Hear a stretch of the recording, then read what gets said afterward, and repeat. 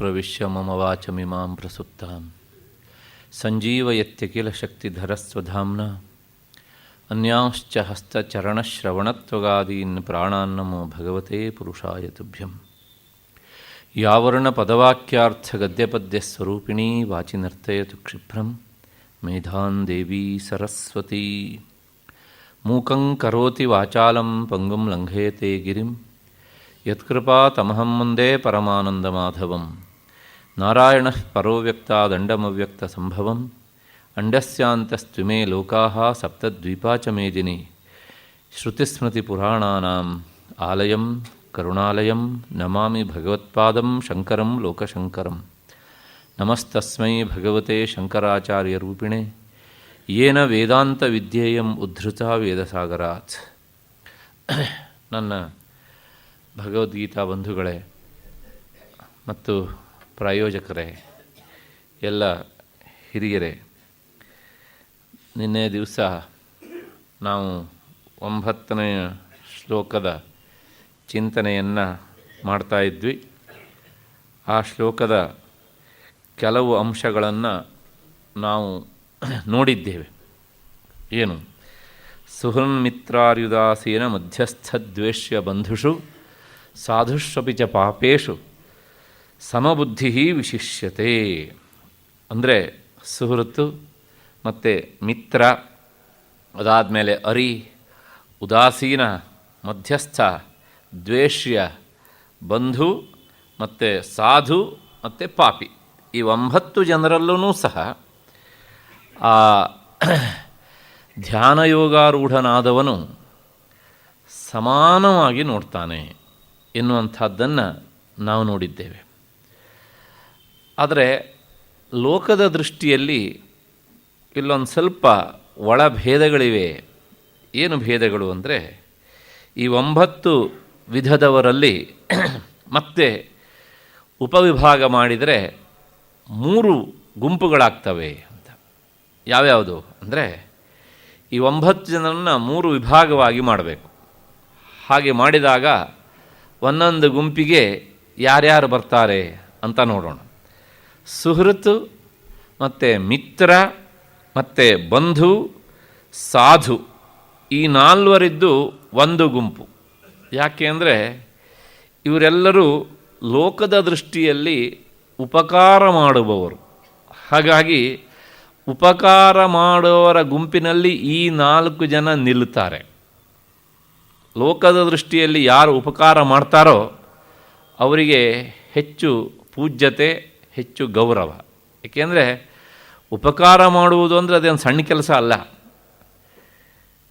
ಪುರಾಣಗಳಲ್ಲಿ ಒಂದು ಮಾತು ಬರುತ್ತೆ, 18 ಪುರಾಣೇಶು ವ್ಯಾಸಸ್ಯ ವಚನದ್ವಯಂ. 18 ಪುರಾಣಗಳ ಸಾರ ಏನು ಅಂದರೆ, ವೇದವ್ಯಾಸರು ಹೇಳ್ತಾರೆ, 2 ಮಾತು ನೆನಪಿಟ್ಕೊಳ್ಬೇಕಾದ್ದು. ಏನು ಅಂದರೆ, ಪರೋಪಕಾರ ಪುಣ್ಯಾಯ ಪಾಪಾಯ ಪರಪೀಡನಂ. ನೀನು ಪರೋಪಕಾರ ಮಾಡಿದ್ದಿದ್ರೆ ಅದು ಏನಾಗ್ತದೆ ಅಂದರೆ ಪುಣ್ಯದ ಅಂಶ. ಮತ್ತು ಪರಪೀಡೆ ಕೊಟ್ಟರೆ ಅದು ಪಾಪ. ಅಂದರೆ ಪರನಿಗೆ ಪೀಡೆ ಕೊಡುವುದು ಅಂದರೆ ನೀನು ಮುಂದೆ ಹೋಗುವಂಥ ಲೋಕಕ್ಕೆ ಪಾಪ ಎನ್ನುವಂಥ ಲೈಸೆನ್ಸನ್ನು ಹಿಡಿದುಕೊಂಡು ಹೋಗುವುದು. ಇನ್ನೊಬ್ಬರಿಗೆ ಉಪಕಾರ ಮಾಡುವುದು ಅಂದರೆ ಪುಣ್ಯದ ಲೈಸೆನ್ಸನ್ನು ಹಿಡಿದುಕೊಂಡು ಹೋಗುವುದು. ಆದ್ದರಿಂದ ನಿನಗೆ ಪುಣ್ಯದ ಲೈಸೆನ್ಸ್ ಬೇಕೋ ಈ ಉಪಕಾರವನ್ನು ಮಾಡು, ಪಾಪದ ಲೈಸೆನ್ಸ್ ಬೇಕೋ ಪರರಿಗೆ ಪೀಡೆ ಕೊಡು. ಆದ್ದರಿಂದ ಇವರು ತುಂಬ ಜನರಿಂದ ಮನ್ನಣೆಯನ್ನು, ಗೌರವವನ್ನು ಪಡೆದಂಥವರು. ಹಾಗಾಗಿ ಈ 4 ಜನ ಒಂದು ಗುಂಪಿಗೆ ಬರ್ತಾರೆ. ಮತ್ತು 2ನೇ ಗುಂಪಿನಲ್ಲಿ ಬರುವವರು ಯಾರು? ಮಧ್ಯಸ್ಥ ಮತ್ತು ಉದಾಸೀನ. ಎಲ್ಲ ಪದಗಳು ಶ್ಲೋಕದಲ್ಲೇ ಇವೆ. ಇವರಿಬ್ಬರೂ ಸಹ ನಿಜವಾದ ಅರ್ಥದಲ್ಲಿ ಮಧ್ಯಸ್ಥರು, ಅಂದರೆ ನಿಜವಾದ ಅರ್ಥದಲ್ಲಿ ಉದಾಸೀನರು, ಅಂದರೆ ನಿರ್ಲಿಪ್ತರು. ಇವರು ಶತ್ರುವಿನ ಪಕ್ಷವನ್ನು ವಹಿಸೋದಿಲ್ಲ, ಮಿತ್ರನ ಪಕ್ಷವನ್ನು ವಹಿಸೋದಿಲ್ಲ. ಅಣ್ಣ ತಮ್ಮಂದಿರಲ್ಲಿ ಕಲಹ ಏರ್ಪಟ್ಟರೆ ಅಣ್ಣನ ಪಕ್ಷಕ್ಕೂ ಇರೋದಿಲ್ಲ, ತಮ್ಮನ ಪಕ್ಷಕ್ಕೂ ಇರೋದಿಲ್ಲ. ಮಾತನಾಡಿದರೆ ಇಬ್ಬರಿಗೂ ಬೈತಾರೆ, ಇಬ್ಬರಿಗೂ ಹಿತವನ್ನು ಹೇಳ್ತಾರೆ. ಹಾಗಾಗಿ ಇವರು ಮಧ್ಯಸ್ಥರು.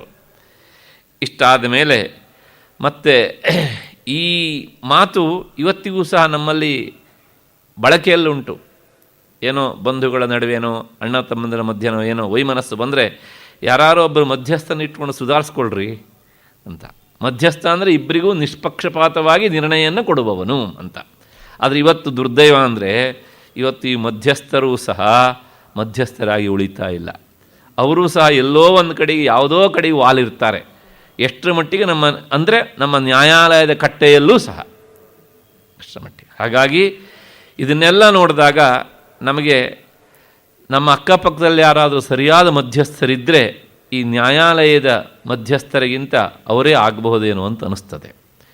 ಇರಲಿ, ಗೀತಾಚಾರ್ಯ ಹೀಗೆ ಈ ಇಬ್ಬರ ಹೆಸರನ್ನು ಈ ಗುಂಪಿಗೆ ಸೇರಿಸುವ ಹಾಗೆ ವ್ಯವಸ್ಥೆಯನ್ನು ಮಾಡಿ ಮತ್ತು ಮೂರನೇ ಗುಂಪು ಒಂದಿದೆ ಅಂತಾನೆ. ಯಾರ್ಯಾರು ಈ ಗುಂಪಿಗೆ ಬರುವವರು? 4, 2, 6 ಆಯಿತು. ಇನ್ನುಳಿದವರು ಕೇವಲ 3 ಜನ ಮಾತ್ರ. ಯಾರ್ಯಾರು?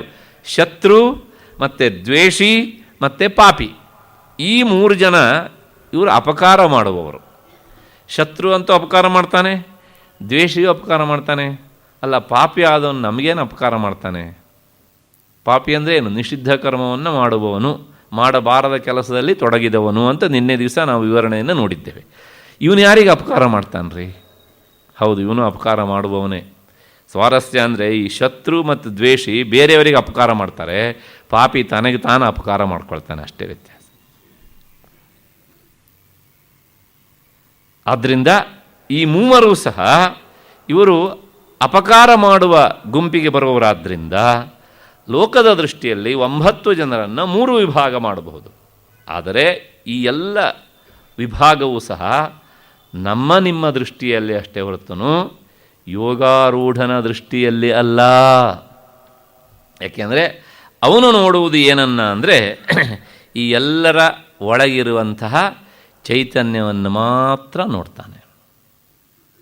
ಶುನಿಚೈವ ಶಪಾಕೇಚ ಪಂಡಿತಾ ಸಮದರ್ಶಿನ. ಹಾಗಾಗಿ ಈತ ಸಮದರ್ಶಿಯಾಗಿರ್ತಾನೆ, ಯೋಗಾರೂಢನಾದವನು.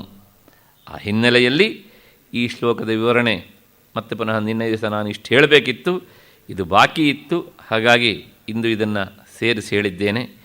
ಇಷ್ಟಾದ ಮೇಲೆ ಮತ್ತೆ ಮುಂದಿನ ಶ್ಲೋಕಕ್ಕೆ ನಾವು ಹೋಗಬೇಕು. ಯೋಗಿ ಯುಂಜೀತ ಸತತಂ ಆತ್ಮಾನಂ ರಹಸಿ ಸ್ಥಿತಃ ಏಕಾಕೀ ಮತ್ತು ಯತಚಿತ್ತಾತ್ಮ ನಿರಾಶೀಹಿ ಅಪರಿಗ್ರಹ. ಒಬ್ಬ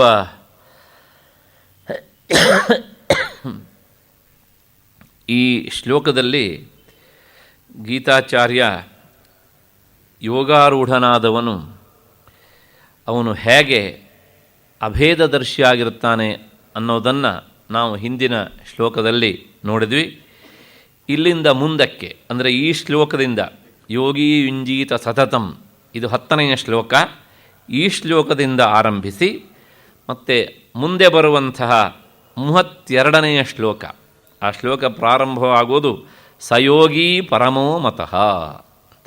ಈ ಶ್ಲೋಕದವರೆಗೆ ಧ್ಯಾನಯೋಗದ ವಿಧಾನಗಳನ್ನು ಅಂದರೆ ಅದರ ಅಂತರಂಗ ಬಹಿರಂಗ ಸ್ವರೂಪಗಳನ್ನು 23 ಶ್ಲೋಕಗಳಲ್ಲಿ ಗೀತಾಚಾರ್ಯ ನಮಗೆ ತಿಳಿಸಿಕೊಡ್ತಾನೆ. ಅಂದರೆ ಇನ್ನು ನಾವು ಆ 32ನೆಯ ಶ್ಲೋಕದವರೆಗೂ ಸಹ ಧ್ಯಾನಯೋಗಕ್ಕೆ ಸಂಬಂಧಿಸಿದಂತಹ ಸಾಧನೆಯ ಸ್ವರೂಪ, ಸಣ್ಣ ಸಣ್ಣ ಸಣ್ಣ ಸಣ್ಣ ವಿಷಯಗಳು, ಅತ್ಯಂತ ಸೂಕ್ಷ್ಮ ವಿಷಯಗಳು. ಸಣ್ಣ ವಿಷಯಗಳೆಲ್ಲ ಸೂಕ್ಷ್ಮ ವಿಷಯಗಳಾಗಿರೋದಿಲ್ಲ, ಸೂಕ್ಷ್ಮ ವಿಷಯಗಳೆಲ್ಲ ಸಣ್ಣ ವಿಷಯಗಳಾಗಿರೋದಿಲ್ಲ.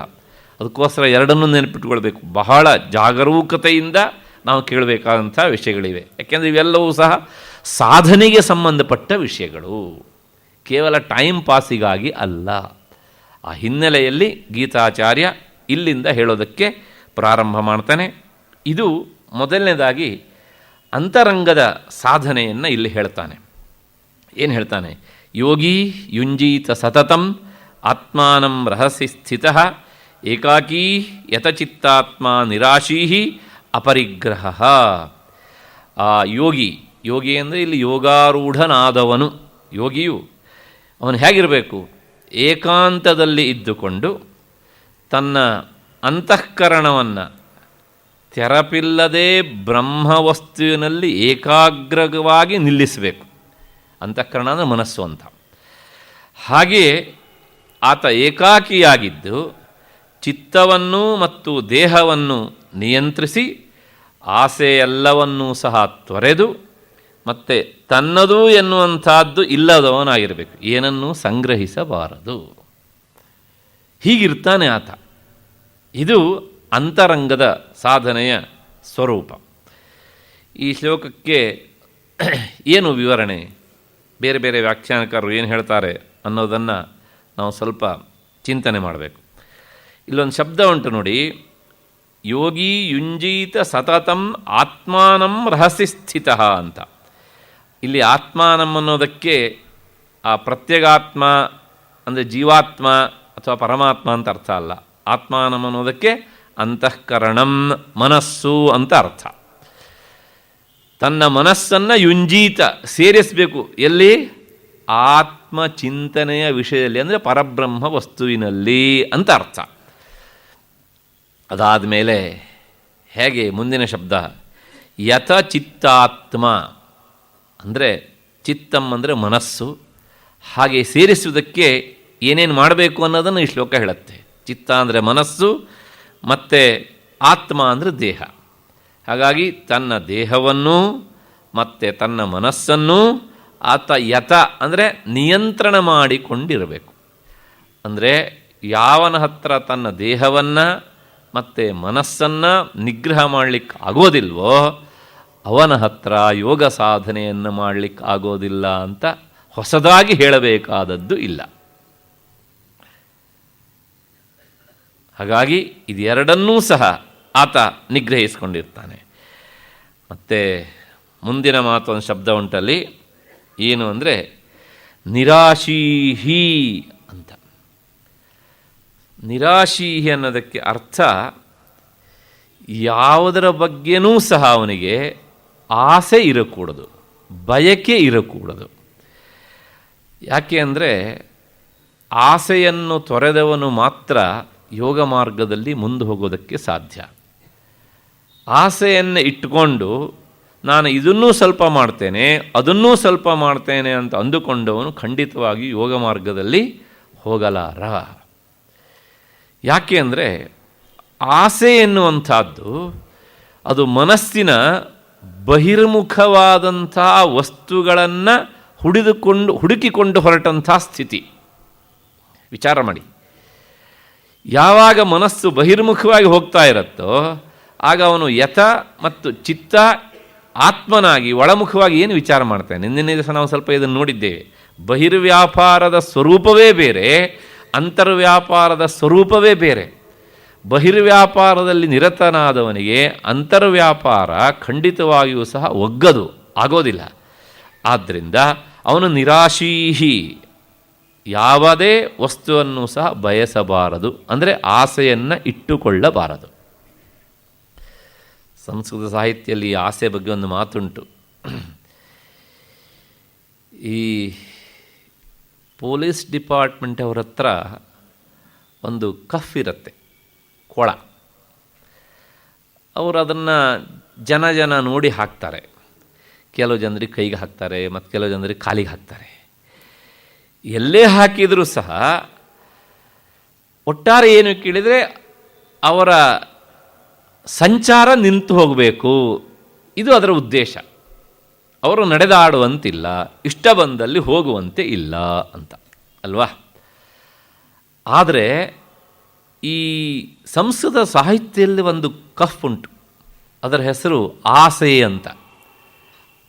ಆಶಾನಾಮ ಮನುಷ್ಯಾಣ ಕಾಚಿದ ಆಶ್ಚರ್ಯ ಶೃಂಖಲ ಅಂದರೆ ಬೇಡಿ, ಕಫ್ ಅಂತ. ಇದೊಂದು ಆಶ್ಚರ್ಯಕರವಾದ ಬೇಡಿ, ಆಸೆ ಎನ್ನುವಂಥದ್ದು. ಯಾಕೆ ಆಶ್ಚರ್ಯಕರವಾದ ಬೇಡಿ ಅಂದರೆ ಯಯಾ ಬದ್ಧಾ ಪ್ರಧಾವಂತಿ ಮುಕ್ತಾ ತಿಷ್ಠಂತಿ ಪಂಗುವತು. ಲೋಕದಲ್ಲಿ ಇರುವಂತಹ ಆ ಕಫನ್ನು, ಕೋಳವನ್ನು ಹಾಕ್ಕೊಂಡವನು ಬಿದ್ದಲ್ಲೇ ಬಿದ್ದಿರ್ತಾನೆ. ಆದರೆ ಈ ಆಸೆ ಎನ್ನುವಂಥ ಕೋಳವನ್ನು ಹಾಕ್ಕೊಂಡವನು ಅವನು ಲೋಕ ಎಲ್ಲ ಸಂಚಾರ ಮಾಡ್ತಾನೆ. ಯಾಕೆಂದರೆ ಅದು ಬೇಕು ಇದು ಬೇಕು ಅಂಥೇಳಿ ಒಂದೊಂದನ್ನೇ ಈಡೇರಿಸಿಕೊಳ್ಳೋದಕ್ಕೋಸ್ಕರ ಅವನು ಒಂದು ಕಡೆ ಕೂತ್ಕೊಳ್ಳೋದಿಲ್ಲ. ಹಾಗಾಗಿ ಆಸೆ ಎನ್ನುವಂಥ ಬೇಡಿ ಯಾವನಿಗೆ ತಗಲಿದೆಯೋ ಅವನು ಒಂದು ಕಡೆ ಕುಳಿತುಕೊಳ್ಳೋದಿಲ್ಲ. ಅವನು ಒಂದೊಂದೇ ವಸ್ತುವನ್ನು ಹುಡುಕಿಕೊಂಡು ಹೋಗ್ತಾ ಇರ್ತಾನೆ, ಅದಾದಮೇಲೆ ಇನ್ನೊಂದನ್ನು ಹುಡ್ಕೊಂಡು ಹೋಗ್ತಾ ಇರ್ತಾನೆ. ಹಾಗಾಗಿ ಎಲ್ಲಿವರೆಗೆ ಈ ಆಸೆ ಎನ್ನುವಂತಹ ಬಂಧನ ಅವನಿಗಿರ್ತದೆಯೋ ಅಲ್ಲಿವರೆಗೆ ನಿರಂತರ ಸಂಚಾರಿ. ಹಾಗಿದ್ರೆ ಅವನು ಸಂಚಾರ ಬಿಡಬೇಕು ಅಂದರೆ ಏನು ಮಾಡಬೇಕು ಹೇಳಿದರೆ, ಮುಕ್ತಾಹ ತಿಷ್ಠಂತಿ ಪಂಗುವತು. ಆ ಆಸೆ ಎನ್ನುವಂಥ ಕಪ್ಪಿನಿಂದ ಅವನು ತಪ್ಪಿಸ್ಕೊಂಡಿರ್ತಾನೋ ಅವನು ಹೆಳವನಂತೆ ಸುಮ್ಮನೆ ಕೂತಿರ್ತಾನೆ. ಸದ್ಯಕ್ಕೆ ಯೋಗ ಸಾಧನೆಗೆ ಬೇಕಾದದ್ದು ಒಂದು ಕಡೆಗೆ ಕುಳಿತುಕೊಳ್ಳಬೇಕಾದಂಥ ಸ್ಥಿತಿ ಆದದ್ರಿಂದ ಅವನು ಈ ಆಸೆ ಎನ್ನುವಂಥ ಬೇಡಿಯಿಂದ ತಪ್ಪಿಸಿಕೊಳ್ಳಬೇಕು. ಈ ದೃಷ್ಟಿಯಲ್ಲಿ ನೋಡಿದರೆ ಆ ಬೇಡಿಯೇ ಎಷ್ಟೋ ವಾಸಿಯೇನೋ ಅಂತ ಅನಿಸುತ್ತೆ. ಆದರೆ ಇದು ನಮ್ಮ ಒಳಗಿನ ಬೇಡಿ, ಅದು ಹೊರಗಿನ ಬೇಡಿ. ಆದ್ದರಿಂದ ಇದು ಯಾರಿಗೂ ಬೇಡ ಬಿಡಿ, ಎರಡೂ ಬೇಡ ಅಲ್ವಾ. ಹಾಗಾಗಿ ಮುಕ್ತಾಹ ತಿಷ್ಠಂತಿ ಪಂಗುವತು. ಈ ಆಸೆ ಎನ್ನುವಂಥದ್ದು ಅದ್ರ ಬಗ್ಗೆ ಶಾಸ್ತ್ರ ಹೇಳುತ್ತೆ, ಬಹಳ ದೊಡ್ಡ ದೊಡ್ಡ ಮಾತುಗಳನ್ನು ಹೇಳುತ್ತೆ. ಗಿರಿರ್ ಮಹಾನ್, ಪರ್ವತ ಬಹಳ ದೊಡ್ಡದು, ನಾವೆಲ್ಲ ನೋಡಿರ್ತೇವೆ. ಆ ಪರ್ವತಕ್ಕಿಂತಲೂ ಸಹ ದೊಡ್ಡದು ಯಾವುದು ಕೇಳಿದರೆ ಅಬ್ಧಿ, ಸಮುದ್ರ ಇನ್ನೂ ದೊಡ್ಡದು. ದೊಡ್ಡದು ಅಂದರೆ ವಿಶಾಲತೆಯಲ್ಲಿ ಅಲ್ವಾ. ಪರ್ವತವೂ ವಿಶಾಲ, ಸಮುದ್ರ ಅದಕ್ಕಿಂತ ಹೆಚ್ಚು ವಿಶಾಲ. ಯಾಕೆಂದರೆ ನಮಗೆಲ್ಲರಿಗೂ ಗೊತ್ತು, ನಮ್ಮ ದೇಶದ 3 ಭಾಗಗಳಲ್ಲಿ ಸಮುದ್ರ, ಒಂದು ಭಾಗದಲ್ಲಿ ಭೂಮಿ. ಭೂಮಿ ಅಂದರೆ ಏನು? ಮಣ್ಣು. ಆ ಮಣ್ಣು, ಆ ಭೂಮಿಯಲ್ಲೇ ಪರ್ವತಗಳಿರೋದಲ್ವ. ಹಾಗಾಗಿ ಇದಕ್ಕಿಂತ ಎಷ್ಟೋ ಪಟ್ಟು ದೊಡ್ಡದು ಸಮುದ್ರ. ಗಿರೇ ಅಬ್ಧಿ, ಆ ಅಬ್ಧಿಗಿಂತಲೂ ಸಹ ದೊಡ್ಡದು, ಸಮುದ್ರಕ್ಕಿಂತಲೂ ದೊಡ್ಡದು ಆಕಾಶ. ಯಾಕೆ ಆಕಾಶ ಎಲ್ಲಿಲ್ಲ? ಎಲ್ಲ ಕಡೆಗೂ ಉಂಟು ಅಲ್ವಾ. ಆ ಆಕಾಶಕ್ಕಿಂತಲೂ ದೊಡ್ಡದು ಆಸೆ.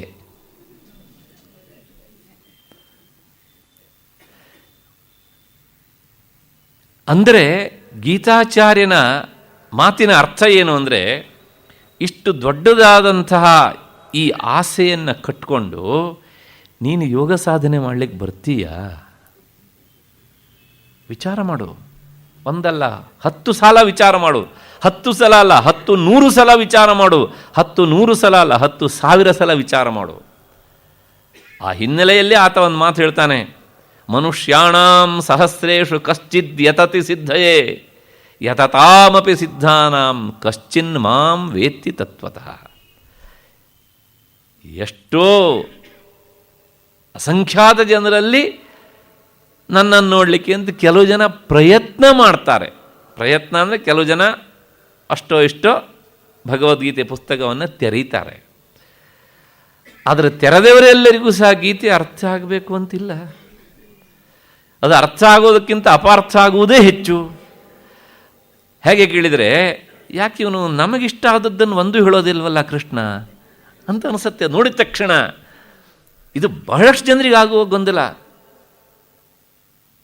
ಯಾಕೆ ಈ ಮಾತು ಹೇಳ್ತೇನೆ ಅಂದರೆ, ಗೀತೆಯನ್ನು ಬಹಳಷ್ಟು ಜನ ಬಹಳ ಗೌರವದಿಂದ ಕಂಡಿದ್ದಾರೆ. ಕೇವಲ ನಮ್ಮ ದೇಶದವರಷ್ಟೇ ಅಲ್ಲ, ಪಾಶ್ಚಾತ್ಯರೂ ಕೂಡ, ಯವನರೂ ಸಹ, ಮತ್ತು ಬ್ರಿಟಿಷರೂ ಸಹ ಸಾಕಷ್ಟು ಗೌರವದಿಂದ ಕಂಡಿದ್ದಾರೆ. ದಿನವೂ ತಮ್ಮ ದಿನನಿತ್ಯದ ಚಟುವಟಿಕೆಯಲ್ಲಿ ಗೀತೆ ಅಧ್ಯಯನವನ್ನು ಸಹ ಒಂದಾಗಿ ಮಾಡಿಕೊಂಡವರೂ ಇದ್ದರು. ಈ ಎಲ್ಲ ಗುಂಪಿನ ಜೊತೆಗೆ ಒಬ್ಬಿಬ್ಬರೂ ಇದ್ದರು. ಅವರೇನು ಹೇಳ್ತಿದ್ರು ಕೇಳಿದರೆ, ಗೀತೆಯ ಅದೊಂದು ನಿಷ್ಪ್ರಯೋಜನವಾದ ಪುಸ್ತಕ. ಇವರೆಲ್ಲ ನಮಗೆ ಹತ್ತಿರ ಆದವರು. ನಮ್ಮ ದೇಶದ ಗ್ರಂಥಗಳನ್ನೆಲ್ಲ ಇಷ್ಟು ಹಗುರವಾಗಿ ನೋಡುವವರು ನಮ್ಮ ಅಕ್ಕಪಕ್ಕದಲ್ಲೇ ಬೇಕಷ್ಟು ಜನ ಇದ್ದಾರೆ. ಇವತ್ತು ಆ ಸಾಹಿತಿಗಳಿಲ್ಲ. ಜ್ಞಾನಪೀಠ ಪ್ರಶಸ್ತಿ ಬಂದವರು ಒಬ್ಬರು, ಅವ್ರ ಹತ್ರ ಒಬ್ಬ ಆತ ಪ್ರಶ್ನೆ ಮಾಡಿದ್ದ, ರಾಮಾಯಣದ ರಾಮನ ಬಗ್ಗೆ ನಿಮಗೇನು ಅನಿಸತ್ತೆ ಅಂತ. ಆಗ ಅವರು ಹೇಳಿದರು, ಅವನೊಬ್ಬ ಕೈಲಾಗದೇ ಇರುವವನು ಅಂತ.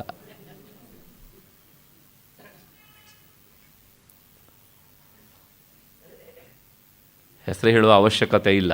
ಯಾಕೆಂದರೆ ಅವರಿಲ್ಲ ಇವತ್ತು, ಬೇಡ. ಸ್ವಾರಸ್ಯ ಅಂದರೆ ರಾಮಾಯಣವನ್ನು ಯಾವನು ಆದಿಯಿಂದ ಅಂತ್ಯದವರೆಗೆ, ವಿಶೇಷವಾಗಿ ವಾಲ್ಮೀಕಿ ರಾಮಾಯಣವನ್ನು ಓದ್ತಾರೋ, ಓದುವಾಗ ಸಿದ್ಧತೆ ಹೇಗಿರಬೇಕು ಅಂದರೆ, ನಮ್ಮ ತಲೆಯಲ್ಲಿ ಏನೋ ಒಂದೊಂದು ತುಂಬಿಕೊಂಡು ಅಲ್ಲಿ ನೋಡ್ಲಿಕ್ಕೆ ಹೋಗಬಾರ್ದು. ಮೊದಲು ನಮ್ಮ ತಲೆಯನ್ನು ಖಾಲಿ ಮಾಡಬೇಕು, ಮಾಡಬೇಕು. ಎಂಟಿ ಮಾಡಿ ವಾಲ್ಮೀಕಿ ಮುನಿಗಳು ಏನು ಹೇಳ್ತಾರೆ ಅನ್ನೋದನ್ನು ಮನಸ್ಸಿಟ್ಟು ನೋಡ್ತಾ ಹೋದರೆ ಅವನು ಇಡೀ ರಾಮಾಯಣವನ್ನು ಓದುವಾಗ 10 ಕಡೆಗೆ ಕಣ್ಣೀರು ಹಾಕ್ತಾನೆ. 10 ಕಡೆಗೆ.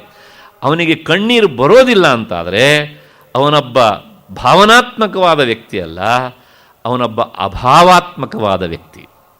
ಅಂದರೆ ಅವನ ಹೃದಯದಲ್ಲಿ ಮನಸ್ಸಿಲ್ಲ, ಬರೀ ಒಂದು ಗೂಡು ಉಂಟು ಅಷ್ಟೇ. ಹಾಗೆಯೇ ಗೀತಾಚಾರ್ಯ ಗೀತೆಯಲ್ಲಿ ಹೇಳ್ತಾ ಇರುವುದು ನಮಗೆ ಅತೃಪ್ತಿ ಆಗಲಿ ಅಂತಲ್ಲ. ಯಾಕೆಂದರೆ ನಮಗೆ ಲೌಕಿಕ ವ್ಯವಹಾರದಲ್ಲೇ ತೊಡಗಿ ಏನಾಗಿದೆ ಕೇಳಿದರೆ, ಈ ಲೋಕ ವ್ಯವಹಾರ ಇಷ್ಟವಾಗಿ ನಾವು ಅದನ್ನೇ ತಲೆಯಲ್ಲಿ ತುಂಬಿಕೊಂಡು ಅದೇ ಎಲ್ಲರೂ ಗೀತೆಯಲ್ಲಿ ಸಿಗತ್ತಾ ಅಂತ ನಾವು ನೋಡ್ತೇವೆ. ತಪ್ಪು ತಿಳ್ಕೊಳ್ಬೇಡಿ, ಒಂದು ಉದಾಹರಣೆ ಹೇಳ್ತೇನೆ. ಈಗ ಸುಮಾರು 2.5-3 ತಿಂಗಳ ಹಿಂದೆ ಗೀತೆಯ ಬಗ್ಗೆ ಸುಮಾರು ಗಲಾಟೆಗಳೆದ್ದಿದ್ವು. ಆ ಸಂದರ್ಭದಲ್ಲಿ ಒಂದು ದಿವಸ ಪೇಪರಲ್ಲಿ ಒಂದು ಲೇಖನ ಬಂದಿತ್ತು, ಗೀತೆ ನಮಗೆ ಯಾಕೆ ಬೇಕು, ಅದು ನಮ್ಮ ಜಾತಿಯವರಿಗೆ ಸಂಬಂಧಪಟ್ಟ ಹಾಗೆ ಏನಾದರೂ ಹೇಳಿದೆಯಾ ಅಂತ. ಸಾಕ ನಮ್ಮ ವಿಚಾರ ಎಲ್ಲಿದೆ ಅಂತ. ಅಂದರೆ ನಮಗೆ ಕಾಲಿಂದ ತಲೆಯವರಿಗೆ ಜಾತಿ ಜಾತಿ ಜಾತಿ ಇದೇ ತುಂಬಿಕೊಂಡು ಇದ್ದರೆ, ಇದನ್ನೇ ತಲೆಯಲ್ಲಿ ತುಂಬಿಕೊಂಡು ನಾವು ಗೀತೆಯಲ್ಲಿ ನೋಡ್ಲಿಕ್ಕೆ ಹೋದರೆ ಅದರಲ್ಲಿ ಸಿಗಬೇಕು ಅಂತ ನಿರೀಕ್ಷಣೆ ಮಾಡುವುದು ನಮ್ಮ ತಪ್ಪ. ಅದ್ರ ಬಗ್ಗೆ ಏನು ಹೇಳಿದೆ, ಪ್ರತಿಯೊಂದು ಜಾತಿಯ ಮನುಷ್ಯರ ಒಳಗೂ ಇರುವಂಥ ಆತ್ಮವಿಚಾರವನ್ನು ಹೇಳಿದಂಥ ಗೀತಾಚಾರ್ಯನ ದೊಡ್ಡತನವು. ಪ್ರಾಣಿ ಮಾತ್ರಕ್ಕೆ ಹಿತವಾಗುವಂಥ ಮಾತನ್ನು ಹೇಳ್ತಾನೆ. ಯಾಕೆಂದರೆ ಈ ಅಧ್ಯಾತ್ಮದ ದಾರಿಯಲ್ಲಿ ಹೋಗುವವನು ಜಾತಿ, ಲಿಂಗ, ವಯಸ್ಸು, ಬಣ್ಣ, ವರ್ಣ, ಆಕಾರ, ಅಂತಸ್ತು ಇದೆಲ್ಲವನ್ನೂ ಮೀರಿ ಹೋಗಿರ್ತಾನೆ. ಆ ಎತ್ತರದ ನೆಲೆಯಲ್ಲಿ ನಿಂತವನಿಗೆ ಮತ್ತು ಪುನಃ ಇದೇ ಹೊಲಸಿನ ವಿಷಯವನ್ನು ತಂದು ಹೇಳಬೇಕು ಅಂತಾದರೆ ಗೀತೆಗೂ ಬೇರೆ ಗ್ರಂಥಗಳಿಗೂ ಏನು ವ್ಯತ್ಯಾಸ ರೀ? ಇದರಿಂದ ಗೀತೆ ಯೋಗ್ಯತೆ ಕಡಿಮೆ ಆಗೋದಿಲ್ಲ. ನಮಗೆ ಗೀತೆ ಬಗ್ಗೆ ಏನೂ ಗೊತ್ತಿಲ್ಲ ಅಂತ ಎಲ್ಲರಿಗೂ ಗೊತ್ತಾಗ್ತದೆ. ಒಂದು, ಅದರ ಜೊತೆಗೆ ನಾವು ತುಂಬ ಸಣ್ಣ ವ್ಯಕ್ತಿ ಆಗ್ತೇವೆ. ಹಿಮಾಲಯದ ಎದುರಿನಲ್ಲಿ ನಿಂತು ನೀನು ನಮ್ಮನೆ ಹಾಗಿಲ್ಲ ಅಂತಂದರೆ ಹಿಮಾಲಯ ಯೋಗ್ಯತೆ ಕಡಿಮೆ ಆಗ್ತದೆಯಾ? ಹಾಗೆ ಯಾಕೆ ಈ ಮಾತನ್ನು ಹೇಳಿದೆ? ಗೀತೆ ಸಾಧನಾ ಪ್ರಧಾನವಾದಂಥ ಗ್ರಂಥವಾದ್ದರಿಂದ ಅದು ಹೇಳುತ್ತೆ, ನೀನು ನಿನ್ನ ಆಸೆಗಳನ್ನು ಕಾಮನೆಗಳನ್ನೆಲ್ಲ ತುಂಬಿಕೊಂಡು ಬಂದರೆ ಯೋಗ ಸಾಧನೆಯನ್ನು ಮಾಡಲಿಕ್ಕಾಗೋದಿಲ್ಲ. ಹಾಗಾಗಿ ಸಾಧ್ಯವಾದಷ್ಟು ಅವುಗಳಿಗೆ ಒಂದು ಕಡಿವಾಣ ಹಾಕು. ನಿರಾಶೀಹಿ, ಆಸೆಯ ಬೆನ್ನು ಹೊತ್ತಿ ಹೋದವನು ಎಂದೂ ಸಹ ತೃಪ್ತಿ ಪಡುವುದಿಲ್ಲ. ಎಷ್ಟೇ ಇದ್ರೂ ಸಹ ಮನುಷ್ಯನಿಗೆ ಆ ಇದ್ದದ್ದು ಮರಿತಾನೆ, ಇಲ್ಲದೇ ಇದ್ದದ್ರ ಬಗ್ಗೆ ಯೋಚನೆ ಮಾಡ್ತಾನೆ. ನನ್ನ ಹತ್ರ ಇಷ್ಟಿದೆಯಲ್ಲ ಸಾಕು ನನಗೆ ತೃಪ್ತಿ ಅಂತ ವಿಚಾರ ಮಾಡೋದಿಲ್ಲ, ಇಲ್ಲದೇ ಇದ್ದದ್ರ ಬಗ್ಗೆ ವಿಚಾರ ಮಾಡ್ತಾರೆ. ಇಷ್ಟೆಲ್ಲ ಇದೆ, ಅದು ಒಂದಿಲ್ವಲ್ಲ ಅಂತ. ಆ ಒಂದಿಲ್ವಲ್ಲ ಅಂತ ಇದ್ದ 1000 ವಸ್ತುಗಳನ್ನು ಮರಿತಾನೆ, ದುರ್ದೈವ ಅಂದರೆ. ಹಾಗಾಗಿ ಗೀತಾಚಾರ್ಯ ಹೇಳ್ತಾನೆ, ನಿರಾಶೀಹಿ, ಸಾಧ್ಯವಾದಷ್ಟು ಆ ಆಸೆಯನ್ನು ನಿಗ್ರಹಿಸಿಕೊಂಡು ನೀನು ಗೀತೆಯನ್ನು ತೆರೆಯಿ ಅಂತ. ಆಯಿತು. ಇಷ್ಟಾದ ಮೇಲೆ ಮುಂದಿನ ಶಬ್ದ ಉಂಟಲ್ಲಿ ಅಪರಿಗ್ರಹ. ಪರಿಗ್ರಹ ಅಂದರೆ ಸ್ವೀಕಾರ ಮಾಡೋದು. ಅದನ್ನು ಅಧ್ಯಾತ್ಮದ ದಾರಿಯಲ್ಲಿ ಹೋಗುವವನು ಸಾಧ್ಯವಾದಷ್ಟು ಕಡಿಮೆ ಮಾಡಬೇಕು. ಯಾಕೆ ಕೇಳಿದರೆ, ಮೊದಲು ಪರಿಗ್ರಹ ಮಾಡುವುದು ಅಭ್ಯಾಸ ಆಗುತ್ತೆ. ಆಮೇಲೆ ಅದು ಎಲ್ಲಿ ಹೋಗಿ ನಿಲ್ಲತ್ತಿ ಕೇಳಿದರೆ ಅದೇ ಒಂದು ವೃತ್ತಿ ಆಗಿಬಿಡ್ತದೆ. ಅದೇ ಒಂದು ದೊಡ್ಡ ಸಂಗ್ರಹ ಮಾಡುವುದೇ ದೊಡ್ಡ ಬುದ್ಧಿಯಾಗಿ ಬೆಳೆದು ಬಿಡ್ತದೆ ಹೀಗೆ ಅಂತ. ಆಗೇನಾಗುತ್ತೆ ಕೇಳಿದರೆ, ಯಾವಾಗ ಸಂಗ್ರಹದ ಕಡೆಗೆ ನಿನ್ನ ಮನಸ್ಸು ಹೋಗುತ್ತೋ ಮತ್ತು ಪುನಃ ಹೊರಮುಖವಾಗಿ ಹೋಗೋದಕ್ಕೆ ಪ್ರಾರಂಭ ಆಯಿತು. ಒಳಮುಖವಾದಂಥ ಸಾಧನೆ ಕುಂಠಿತ ಆಗಿಬಿಡ್ತದೆ. ಹಾಗಾಗಿ ಸಾಧ್ಯವಾದಷ್ಟು ಸಹ ಪರಿಗ್ರಹ ಮಾಡುವುದನ್ನು ಬಿಡು. ಒಂದು. ಇನ್ನೊಂದು, ನೀನು ಪರಿಗ್ರಹ ಮಾಡುವಾಗ ಒಂದು ವಿಚಾರ ಮಾಡು. ಜಗತ್ತಿನಲ್ಲಿ ಒಬ್ಬ ವ್ಯಕ್ತಿ ಇನ್ನೊಬ್ಬರಿಗೆ ಏನಾದರೂ ಕೊಡಬೇಕು ಅಂತಾದರೆ ಅಲ್ಲಿ ಎರಡು ಉದ್ದೇಶಗಳಿರಬೇಕು. ಒಂದು, ಆ ವ್ಯಕ್ತಿ ಕೊಡುವನ ಮೇಲೆ ಅಗಾಧವಾದಂಥ ಪ್ರೀತಿ ಇದ್ದು ಬಹಳ ಸಂತೋಷವಾಗಿ ಕೊಟ್ಟಿರಬಹುದು, ಇದು ಒಂದು ಅಂಶ. ಇನ್ನೊಂದು, ಅವನೇನೋ ಮಾಡಬಾರದು ಕೆಲಸವನ್ನು ಮಾಡಿ ನನಗೆ ಇದರಿಂದ ಪಾಪ ತಗಲುತ್ತಾ ಇದೆ, ಹಾಗಾಗಿ ಒಂದಿಷ್ಟು ದಾನ ಮಾಡಿ ಈ ಪಾಪವನ್ನು ಕಳ್ಕೊಳ್ಳೋಣ ಅಂಥೇಳಿ ಆತ ಕೊಟ್ಟಿರಬಹುದು ನಿನಗೆ. ಇವತ್ತು ತಿರುಪತಿಯ ವೆಂಕಟರಮಣನ ಹುಂಡಿ ವಿಷಯ ನಾವು ನೋಡ್ತಾ ಇರ್ತೇವೆ ಅಲ್ವಾ, ಪೇಪರಲ್ಲಿ ಬರ್ತಾ ಇರುತ್ತೆ. ಇದರಿಂದ ಏನು ಪಾಠ ಕಲಿತೇವೆ? ಅಲ್ಲಿ ಹಾಕುವ ದುಡ್ಡೆಲ್ಲವೂ ಸಹ ಅದು ಪ್ರಾಮಾಣಿಕವಾಗಿ ದುಡಿದದ್ದಲ್ಲ, ಅಪ್ರಾಮಾಣಿಕವಾಗಿ ಬಂದದ್ದು.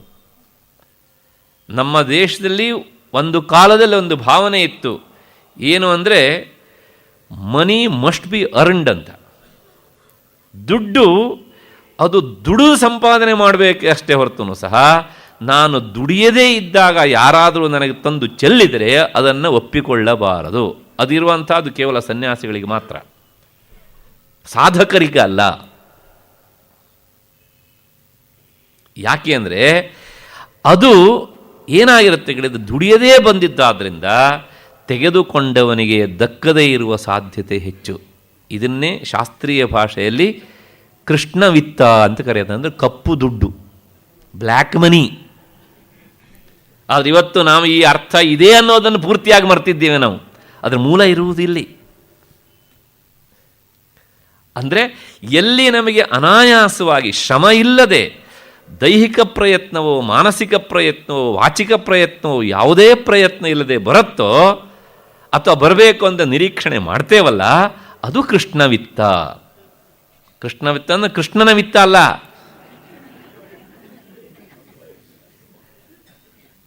ಕೃಷ್ಣಂ ಧನಂ, ಕಪ್ಪು ಮನಿ, ಬ್ಲ್ಯಾಕ್ ಮನಿ.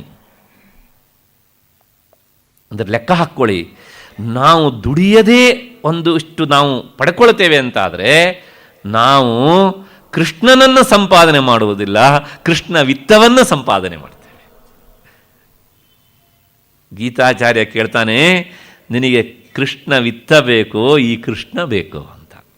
ಈ ಕೃಷ್ಣ ಬೇಕು ಅಂತಾದರೆ ಕೃಷ್ಣ ವಿತ್ತವನ್ನು ಮರೆ, ಕೃಷ್ಣ ವಿತ್ತ ಬೇಕು ಅಂತಾದರೆ ಈ ವಸುದೇವ ಕೃಷ್ಣನನ್ನು ಮರೆ. ಆದರೆ ಬಹಳಷ್ಟು ಜನ ಏನು ಮಾಡ್ತಾರೆ ಕೇಳಿದರೆ, ಇಲ್ಲ ನಮಗೆ ಮೊದಲನೇದೇ ಇರಲಿ, ಕೃಷ್ಣ ವಿತ್ತನೇ ಇರಲಿ, ವಸುದೇವ ಕೃಷ್ಣ ಸಿಗದೇ ಇದ್ರೂ ಚಿಂತಿಲ್ಲ. ಮೊದಲೂ ಸಿಗಲಿಲ್ಲ ಅವನು, ಹೌದಾನೆ, ಈಗಲೂ ಸಿಗಲಿಲ್ಲ, ಮುಂದೂ ಸಹ ಸಿಗ್ತಾನೆ ಅಂತ ಭರವಸೆ ಇಲ್ಲ. ಹಾಗಾಗಿ ಪ್ರಯತ್ನ ಮಾಡಿ ನಾವು ಯಾಕೆ ಕೈ ಸುಟ್ಕೊಳ್ಬೇಕು? ಈ ಆಲೋಚನೆಯನ್ನೇ ಮಾಡ್ತಾರೆ. ಹಾಗಾಗಿ ನೀನು ದುಡಿಯದೇ ಎಲ್ಲಿ ಪಡ್ಕೊಳ್ತೀಯೋ ಅದು ಕೃಷ್ಣವಿತ್ತವಾಗುತ್ತೆ. ಅಂತಹ ಪರಿಗ್ರಹವನ್ನು ಮಾಡಬೇಡ. ಅಂದರೆ ಕಂಡವರು ಕಂಡಲ್ಲಿ ಕಂಡದ್ದನ್ನೆಲ್ಲ ಕೊಟ್ಟಾಗ ಸ್ವೀಕಾರ ಮಾಡಲಿಕ್ಕೆ ಹೋಗಬೇಡ. ಯಾಕೆಂದರೆ ಅದು ಎಲ್ಲವೂ ಸಹ ನ್ಯಾಯಾರ್ಜಿತವೋ ಅನ್ಯಾಯಾರ್ಜಿತವೋ ಯಾರಿಗೆ ಗೊತ್ತು? ಅದು ಅನ್ಯಾಯಾರ್ಜಿತವಾದದ್ದೇ ಆದರೆ ಅಂಥದ್ದನ್ನು ಸ್ವೀಕಾರ ಮಾಡಿದರೆ ನೀನು 10 ಮೆಟ್ಟಿಲು ಹತ್ತಿದರೂ ಸಹ 5 ಮೆಟ್ಟಿಲು ಒಂದೇ ಸಲ ಕೆಳಕ್ಕಿಳಿತೀಯೇ. ಇದಕ್ಕೆ ಸಾಕಷ್ಟು ಉದಾಹರಣೆಗಳಿವೆ. ಆದ್ದರಿಂದ ಈ ಅಪರಿಗ್ರಹ ಯಾವುದನ್ನೂ ಸಹ ಅಷ್ಟಾಗಿ ಸ್ವೀಕಾರ ಮಾಡಲಿಕ್ಕೆ ಹೋಗಬೇಡ. ಯಾಕೆಂದರೆ ಸ್ವಲ್ಪ ಸ್ವೀಕಾರ ಮಾಡೋಣ ಅಂತ ಒಪ್ಕೊಂಡ್ರೆ ನಾಳೆ ಅದಕ್ಕೆ ಸ್ವಲ್ಪ ಇನ್ನೂ ಸ್ವಲ್ಪ ಸೇರಿಸ್ತಾರೆ ಹೀಗೆ ಅಂತ. ಇದು ಹೇಳಿದ್ದು ಸಾಧಕನಿಗೆ, ಗೃಹಸ್ಥನಿಗಲ್ಲ, ಯೋಗಾರೂಢನಿಗೆ. ಅದನ್ನು ಮರಿಬಾರ್ದು. ಸನ್ಯಸ್ತ ಮಾಡದವನಿಗೂ ಅಲ್ಲ, ಸನ್ಯಾಸಿಗೂ ಅಲ್ಲ. ಯಾಕೆಂದರೆ ಅವನೊಂಥರ ಬೆಂಕಿ ಇದ್ದ ಹಾಗೆ, ಜೀವನ್ಮುಕ್ತ. ಅವನು ಏನು ಕೊಟ್ಟರೂ ಸಹ ತಿಂದು ತೇಗಿ ಬಿಡ್ತಾನೆ, ಅವನಿಗೇನೂ ಆಗೋದಿಲ್ಲ. ಆದರೆ ಸಾಧನೆಯ ಸ್ಥಿತಿಯಲ್ಲಿರುವವನಿಗೆ ಹೇಳಿದ ಮಾತು, ಅದನ್ನು ಮರಿಬಾರ್ದು ಇದನ್ನು. ಮತ್ತು ಮುಂದಿನ ಶಬ್ದ ರಹಸಿ ಸ್ಥಿತ. ಇಲ್ಲೊಂದು ಶಬ್ದ ಉಂಟು, ಅವನು ಸಾಧ್ಯವಾದಷ್ಟು ಸಹ ರಹಸ್ಯ ತಾಣದಲ್ಲಿರಬೇಕು. ರಹಸ್ಯ ತಾಣ ಅಂದರೆ ಏಕಾಂತ ಅಂತ ಅರ್ಥ. ಮತ್ತೆ ಹೇಗಿರಬೇಕು ಅಂದರೆ ಏಕಾಕಿ, ಒಬ್ಬಂಟಿಗನಾಗಿರಬೇಕು. ಒಬ್ಬಂಟಿಗನಾಗಿ ಇರುವುದೆಲ್ಲವುದೂ ಸಹ ಏಕಾಂತ ಅಲ್ಲ. ಯಾಕೆ ಅಂದರೆ ಜನಾಂತದಲ್ಲೂ ಸಹ ನಾವು ಕೆಲವು ಸಲ ಒಬ್ಬಂಟಿಗರಾಗಿ ಇರ್ತೇವೆ.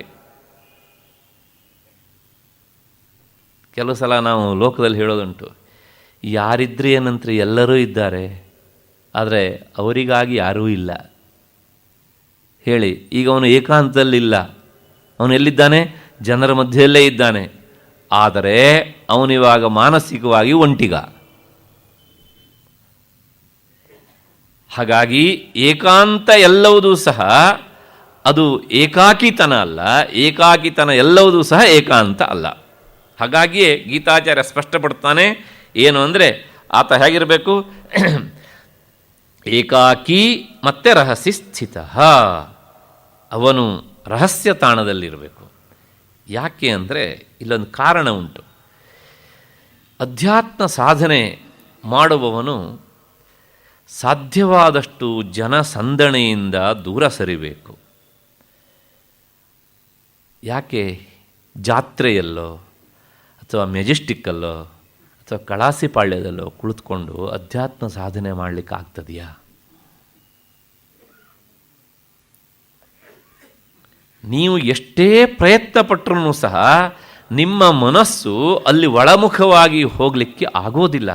ಈ ಹೊರಗಿನ ವಿಘ್ನಗಳು ಬಂದು ಅಪ್ಪಳಿಸ್ತಾ ಇರ್ತವೆ. ಆ ಅಪ್ಪಳಿಸುವಿಕೆಗೆ ಒಳಪಟ್ಟಂಥ ಮನಸ್ಸು ಏನು ಮಾಡುತ್ತೆ ಕೇಳಿದರೆ ಅವುಗಳ ಕಡೆಗೇ ಮುಖ ಮಾಡ್ಕೊಂಡು ಹೋಗ್ತಾ ಇರುತ್ತೆ. ಆದ್ದರಿಂದ ಅವನು ರಹಸಿ ಏಕಾಂತದಲ್ಲಿರಬೇಕು. ಮತ್ತೆ ಹೇಗಿರಬೇಕು ಹೇಳಿದರೆ ಏಕಾಕಿ, ಒಂಟಿಗನಾಗಿರಬೇಕು. ಯಾಕೆ ಒಂಟಿಗನಾಗಿರಬೇಕು? 2-3 ಜನ ಇದ್ದರೆ ಏನಾಗುತ್ತೆ? ಹೌದು, ಸಹಜವಾಗಿ 2-3 ಜನ ಇದ್ದರೆ ಸಾಧನೆ ಮಾಡಬೇಕಿದ್ರೆ, ನಾನು ಇವತ್ತು ಹೀಗೆ ಸಾಧನೆ ಮಾಡ್ತಾ ಇದ್ದೇನೆ, ಅವನೇನು ಮಾಡ್ತಾ ಇದ್ದಾನೆ ಸ್ವಲ್ಪ ನೋಡೋಣ, ಅವನು ಇವನನ್ನು ನೋಡ್ತಾನೆ. ಆಮೇಲೆ ಹೇಗೆ ಕೇಳಿದರೆ ಎಲ್ಲಿಯವರಿಗೆ ಬಂತು ನಿಂದು? ಮತ್ತು ನಂದಿಷ್ಟೇ, ನಿಂದೆಲ್ಲಿಯವರಿಗೆ ಬಂತು? ನಂದು ಅಷ್ಟೇ. ಕೊನೆಗೆ ಹೇಗೆ ಕೇಳಿದ್ರೆ ಒಂಥರ ಈ ಸನ್ಯಾಸಿ ಸಂಸಾರ ಆಗಿಬಿಡ್ತದೆ. ಅದು ಅಂದರೆ ಸಾಧನೆಗೆ ಸಂಬಂಧಪಟ್ಟ ವಿಷಯ ನಿಂತು ಹೋಗಿಬಿಡ್ತದೆ. ಆ ಮಾತುಕತೆ ಜಾಸ್ತಿ ಆಗ್ತಾ ಹೋಗ್ತದೆ. ಆ ಹಿನ್ನೆಲೆಯಲ್ಲೇ ನಮ್ಮವರು ಒಂದು ಮಾತು ಹೇಳಿದರು, ಏಕಸ್ತಪಃ ದ್ವಿರಧ್ಯಾಯಿ. ತಪಸ್ಸಿಗೆ ತೊಡಗಬೇಕು ಅಂತಾದರೆ, ಆತ್ಮಾವಲೋಕನ ಮಾಡ್ಕೊಳ್ಳಿಕ್ಕೆ ತೊಡಗಬೇಕು ಅಂತಾದರೆ ಒಂಟಿಗನಾಗಿರಬೇಕು. ಅಧ್ಯಯನ ಮಾಡಬೇಕು ಅಂತಾದರೆ ಇಬ್ಬರು ಇರಬೇಕು. ಯಾಕೆಂದರೆ ಸಂಶಯ ಪರಿಹಾರ ಮಾಡಲಿಕ್ಕೆ ಒಬ್ಬ ಬೇಕಲ್ಲ. ಮತ್ತು ಇಬ್ಬರೂ ದಡ್ರೆ ಆದರೆ ಏನೂ ಪ್ರಯೋಜನ ಇಲ್ಲ. ಸ್ವಲ್ಪ ಒಬ್ಬನಾದರೂ ಸ್ವಲ್ಪ ಬುದ್ಧಿವಂತನಿರಬೇಕು. ಇಬ್ಬರೂ ಗಾಂಧಿ ಕ್ಲಾಸ್ನವ್ರು ಆಗಿಬಿಟ್ರೆ ಏನೂ ಪ್ರಯೋಜನ ಆಗೋದಿಲ್ಲ. ಆಗ ಈ ಮಾತಿಗೆ ಅಪವಾದ ಆಗಿಬಿಡುತ್ತೆ, ದುರಧ್ಯಾಯಿ ಎನ್ನುವಂಥದ್ದು. ಆದ್ದರಿಂದ ಈ ತಪಸ್ಸಿನ ವಿಷಯದಲ್ಲಿ, ಸಾಧನೆ ವಿಷಯದಲ್ಲಿ, ಅಧ್ಯಾತ್ಮ ಸಾಧನೆ ವಿಷಯದಲ್ಲಿ ಒಂಟಿಗನಾಗಿಯೇ ಸಾಧನೆ ಮಾಡ್ತಾ ಹೋಗಬೇಕು. ಈ ಮಾತನ್ನು ಹೇಳ್ತಾ ಗೀತಾಚಾರ್ಯ ಏನು ಹೇಳಿದ ಅಂದರೆ, ಇಲ್ಲಿ ರಹಸ್ಯಸ್ಥಿತ ಏಕಾಕಿ ಅಂತ ಈ 2 ವಿಶೇಷಣವನ್ನು ಹೇಳಿದ್ರಿಂದ ವಿಶೇಷವಾಗಿ ಅವನು ಸನ್ಯಾಸಿಯಾಗಿರಬೇಕು. ಅಂದರೆ ಆತ ವಿವಿಧಿಷಾ ಸನ್ಯಾಸಿಯಾಗಿರಬೇಕು. ಹಿಂದೆ 5ನೇ ಅಧ್ಯಾಯದಲ್ಲಿ ನಾನು ಅದನ್ನು ಹೇಳಿದ್ದೇನೆ. ವಿವಿಧಿಷಾ ಸನ್ಯಾಸ ಅಂದರೆ ಏನು, ವಿದ್ವತ್ ಸನ್ಯಾಸ ಅಂದರೆ ಏನು, ಅದನ್ನೆಲ್ಲ ಹೇಳಿದ್ದೇನೆ. ಹಾಗಾಗಿ ಅವನು ತಾನು ಸಾಧನೆ ಮಾಡಬೇಕು ಅಂಥೇಳಿ ಸನ್ಯಾಸ ಸ್ವೀಕಾರ ಮಾಡಿರಬೇಕು. ಇಂಥವನಿಗೆ ಹೇಳಿದ ಮಾತು ರಹಸ್ಯಸ್ಥಿತ ಏಕಾಕಿ ಅಂತ. ದುರ್ದೈವ ಅಂದರೆ ನಮಗೆ ಏನಾಗಿದೆ ಅಂದರೆ, ಈ ರಹಸ್ಯಸ್ಥಿತ ಅನ್ನೋದು ಆಗೋದಿಲ್ಲ, ಏಕಾಕೀತನೂ ಆಗೋದಿಲ್ಲ. 1 ತಾಸು ಮನೆಯಲ್ಲಿ ಯಾರೂ ಇಲ್ಲ ಅಂತಾದರೆ ನಮಗದೊಂದು ಜೈಲು ಎನ್ನುವಂಥ ಅನುಭವ ಬರ್ತದೆ ಬಹಳಷ್ಟು ಜನರಿಗೆ. ಇನ್ನು ಕೆಲವು ಜನರಿಗೆ ಮನೆಗೆ ಯಾರಾದರೂ ಬಂದರೆ ಆಗೋದಿಲ್ಲ.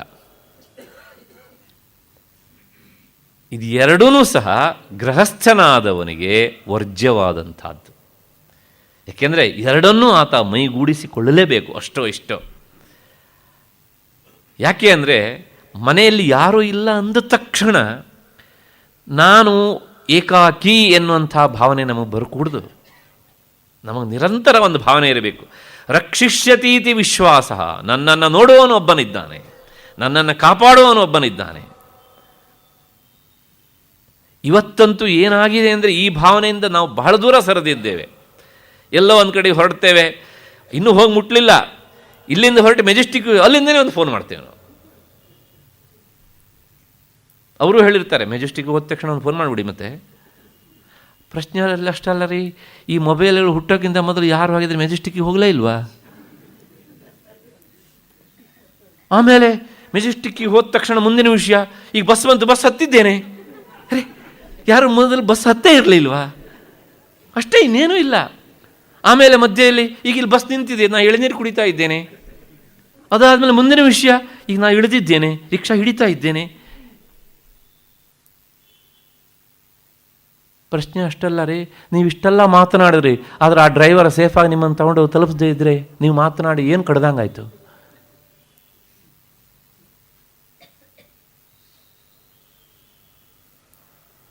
ನಾವು ಎಷ್ಟೆಷ್ಟು ಈ ಆಧುನಿಕವಾದಂತಹ ಸೌಲಭ್ಯಗಳಿಗೆ ನಮ್ಮನ್ನು ಒಳಪಡಿಸ್ಕೊಳ್ತೇವೋ ಅಷ್ಟೆಷ್ಟು ನಮಗೆ ಅಧೈರ್ಯ ಕಾಡ್ತಾ ಇರ್ತದೆ, ಅಷ್ಟಷ್ಟು ಅಧೈರ್ಯ.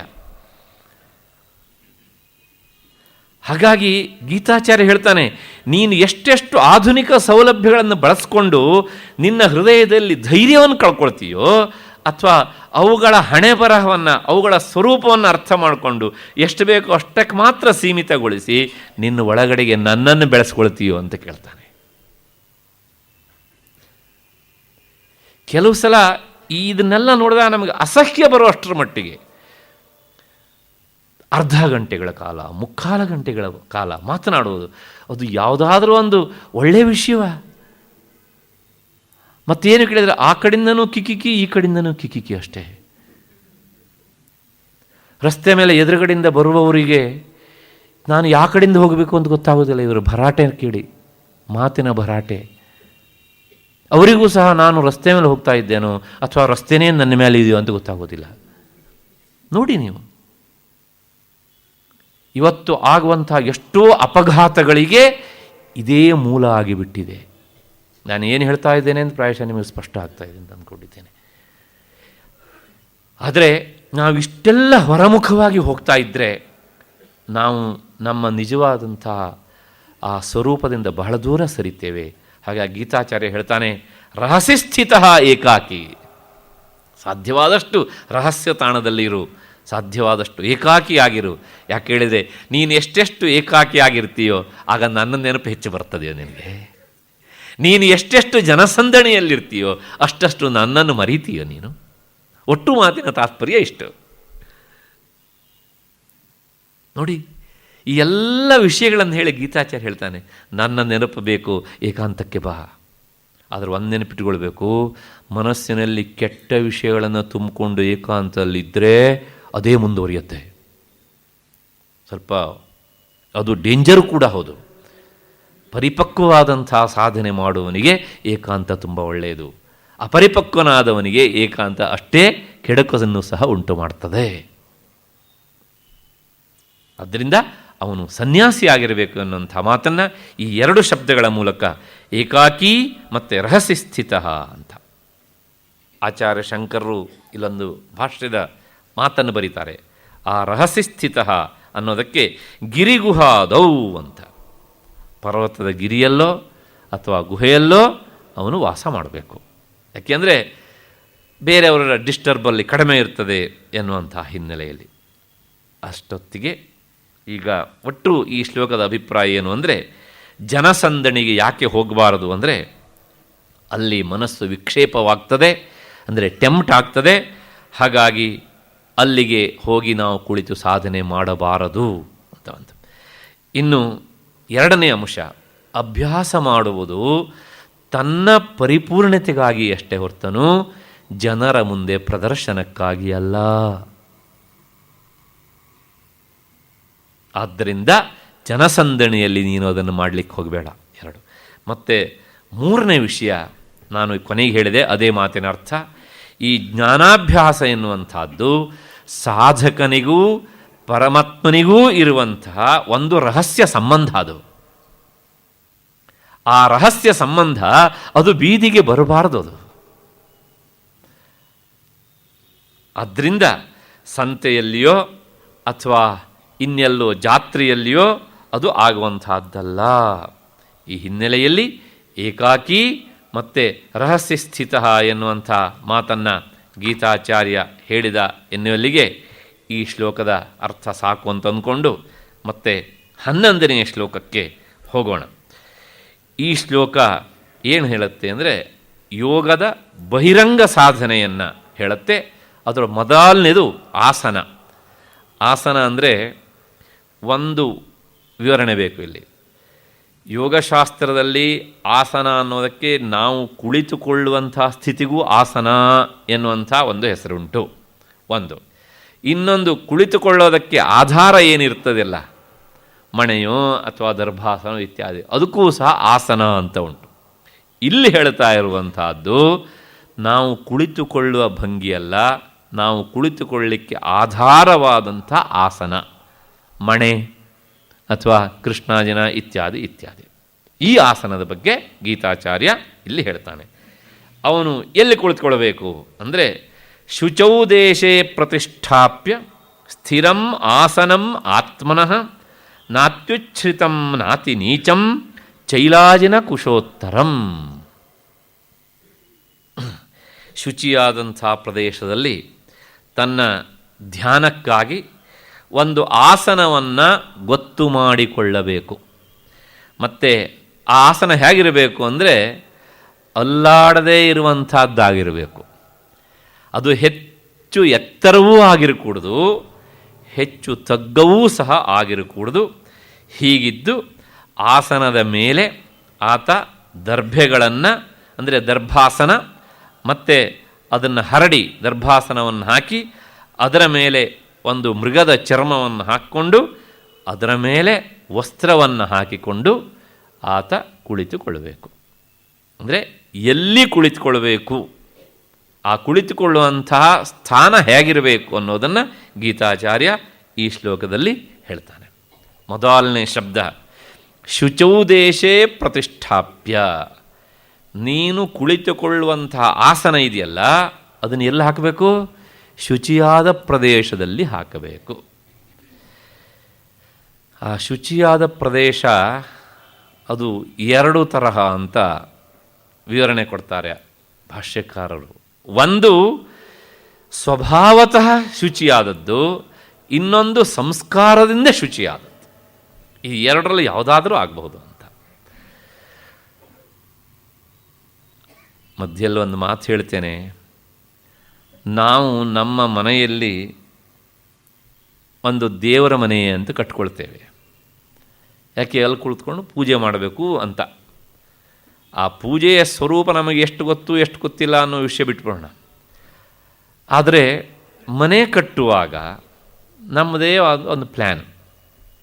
ಹೇಗೆ ಅಂದರೆ ಇಲ್ಲಿ ಅಡುಗೆ ಮನೆ ಆಯಿತು, ಈ ಕಡೆ ಬಾತ್ರೂಮ್ ಆಯಿತು, ಯಾಕೆ ಅವೆರಡು ಒಟ್ಟೊಟ್ಟಿಗೆ ಇರಬೇಕು ಮತ್ತು ಪುನಃ ಅಂತ. ಮತ್ತು ಅಲ್ಲೇ ಪಕ್ಕದಲ್ಲಿ ಒಂದು ಶೌಚಾಲಯ. ಹೊರಗಡೆಯಿಂದ ಸ್ಟೇರ್ ಕೇಸ್ ಬಂತು ಅಲ್ವಾ, ಇಲ್ಲಿ ಸ್ವಲ್ಪ ಖಾಲಿ ಜಾಗ ಉಳಿತಲ್ಲ, ಇಲ್ಲೊಂದು ದೇವ್ರ ಮನೆ ಮಾಡಿಬಿಡುವ.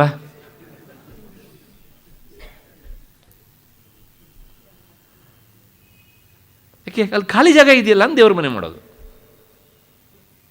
ಅಂದರೆ ಅಕಸ್ಮಾತ್ತಾಗಿ ಅಡುಗೆ ಮನೆಯಲ್ಲಾದ ಶಬ್ದ ಎಲ್ಲ ದೇವ್ರ ಮನೆಗೆ ಕೇಳಲೇಬೇಕು.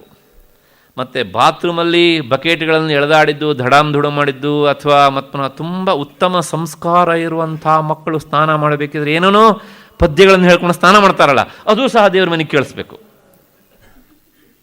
ಇನ್ನು ಮತ್ತೆ ಮುಂದಿನ ನಾನು ಹೇಳಬಾರ್ದು.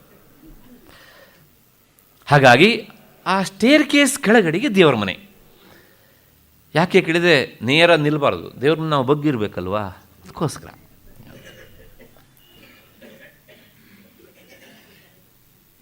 ಇಂತಹ ಸ್ಥಳದಲ್ಲಿ ಕುಳಿತು ನೀವು ಪೂಜೆಯನ್ನು ಮಾಡೋದಕ್ಕಾಗತ್ತಾ? ಅದು ಶುಚಿಯಾದ ಸ್ಥಳ ಅಂತ ಹೇಳಬೇಕಾ?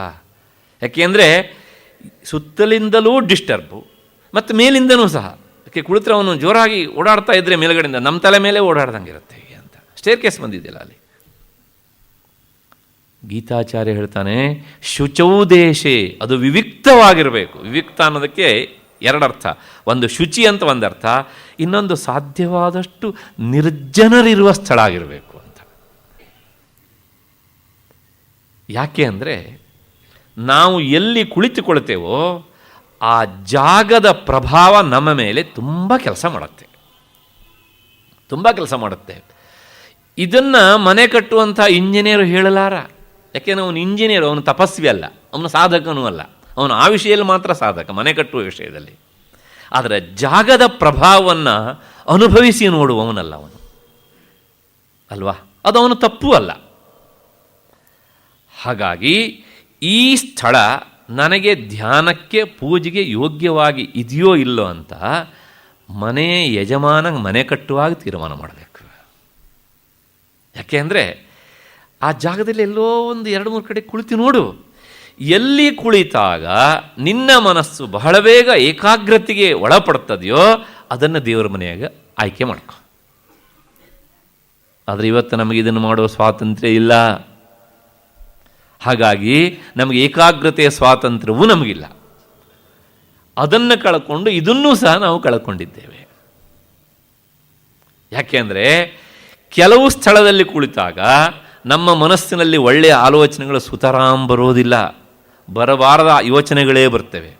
ಕೆಲವು ಸ್ಥಳದಲ್ಲಿ ಕುಳಿತಾಗ ನಮ್ಮ ಹೃದಯ ಕರಗ್ತದೆ, ಉತ್ತಮ ವಿಚಾರಗಳು ಬರ್ತವೆ. ಅಂತ ಅಂತರ್ಮುಖಿಯಾಗಿ ವಿಚಾರ ಮಾಡ್ತಾ ಮಾಡ್ತಾ ನಮಗೆ ಗೊತ್ತಿಲ್ಲದೇ ಕಣ್ಣಲ್ಲಿ ನೀರು ಬರೋದಕ್ಕೆ ಪ್ರಾರಂಭ ಆಗುತ್ತೆ. ಆ ಕಣ್ಣೀರು ಲೌಕಿಕವಾದ ಆಸೆಯನ್ನು ಬೆನ್ನತ್ತಿ ಹೋಗಿ ಸಿಗಲಿಲ್ಲ ಅಂತ ಬಂದದ್ದಲ್ಲ,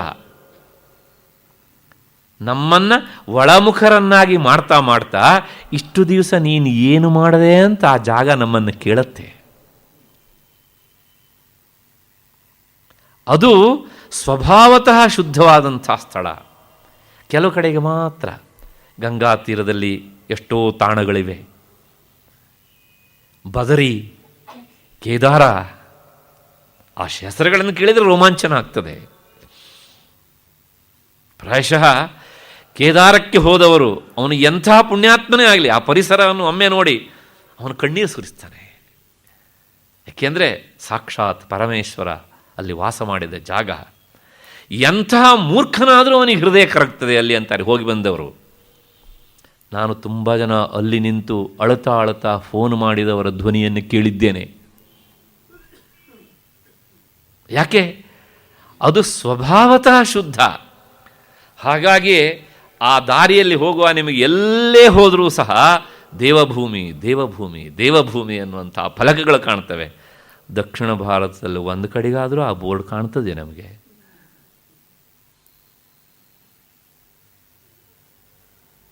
ಅದು ಸ್ವಭಾವತಃ ಶುದ್ಧ.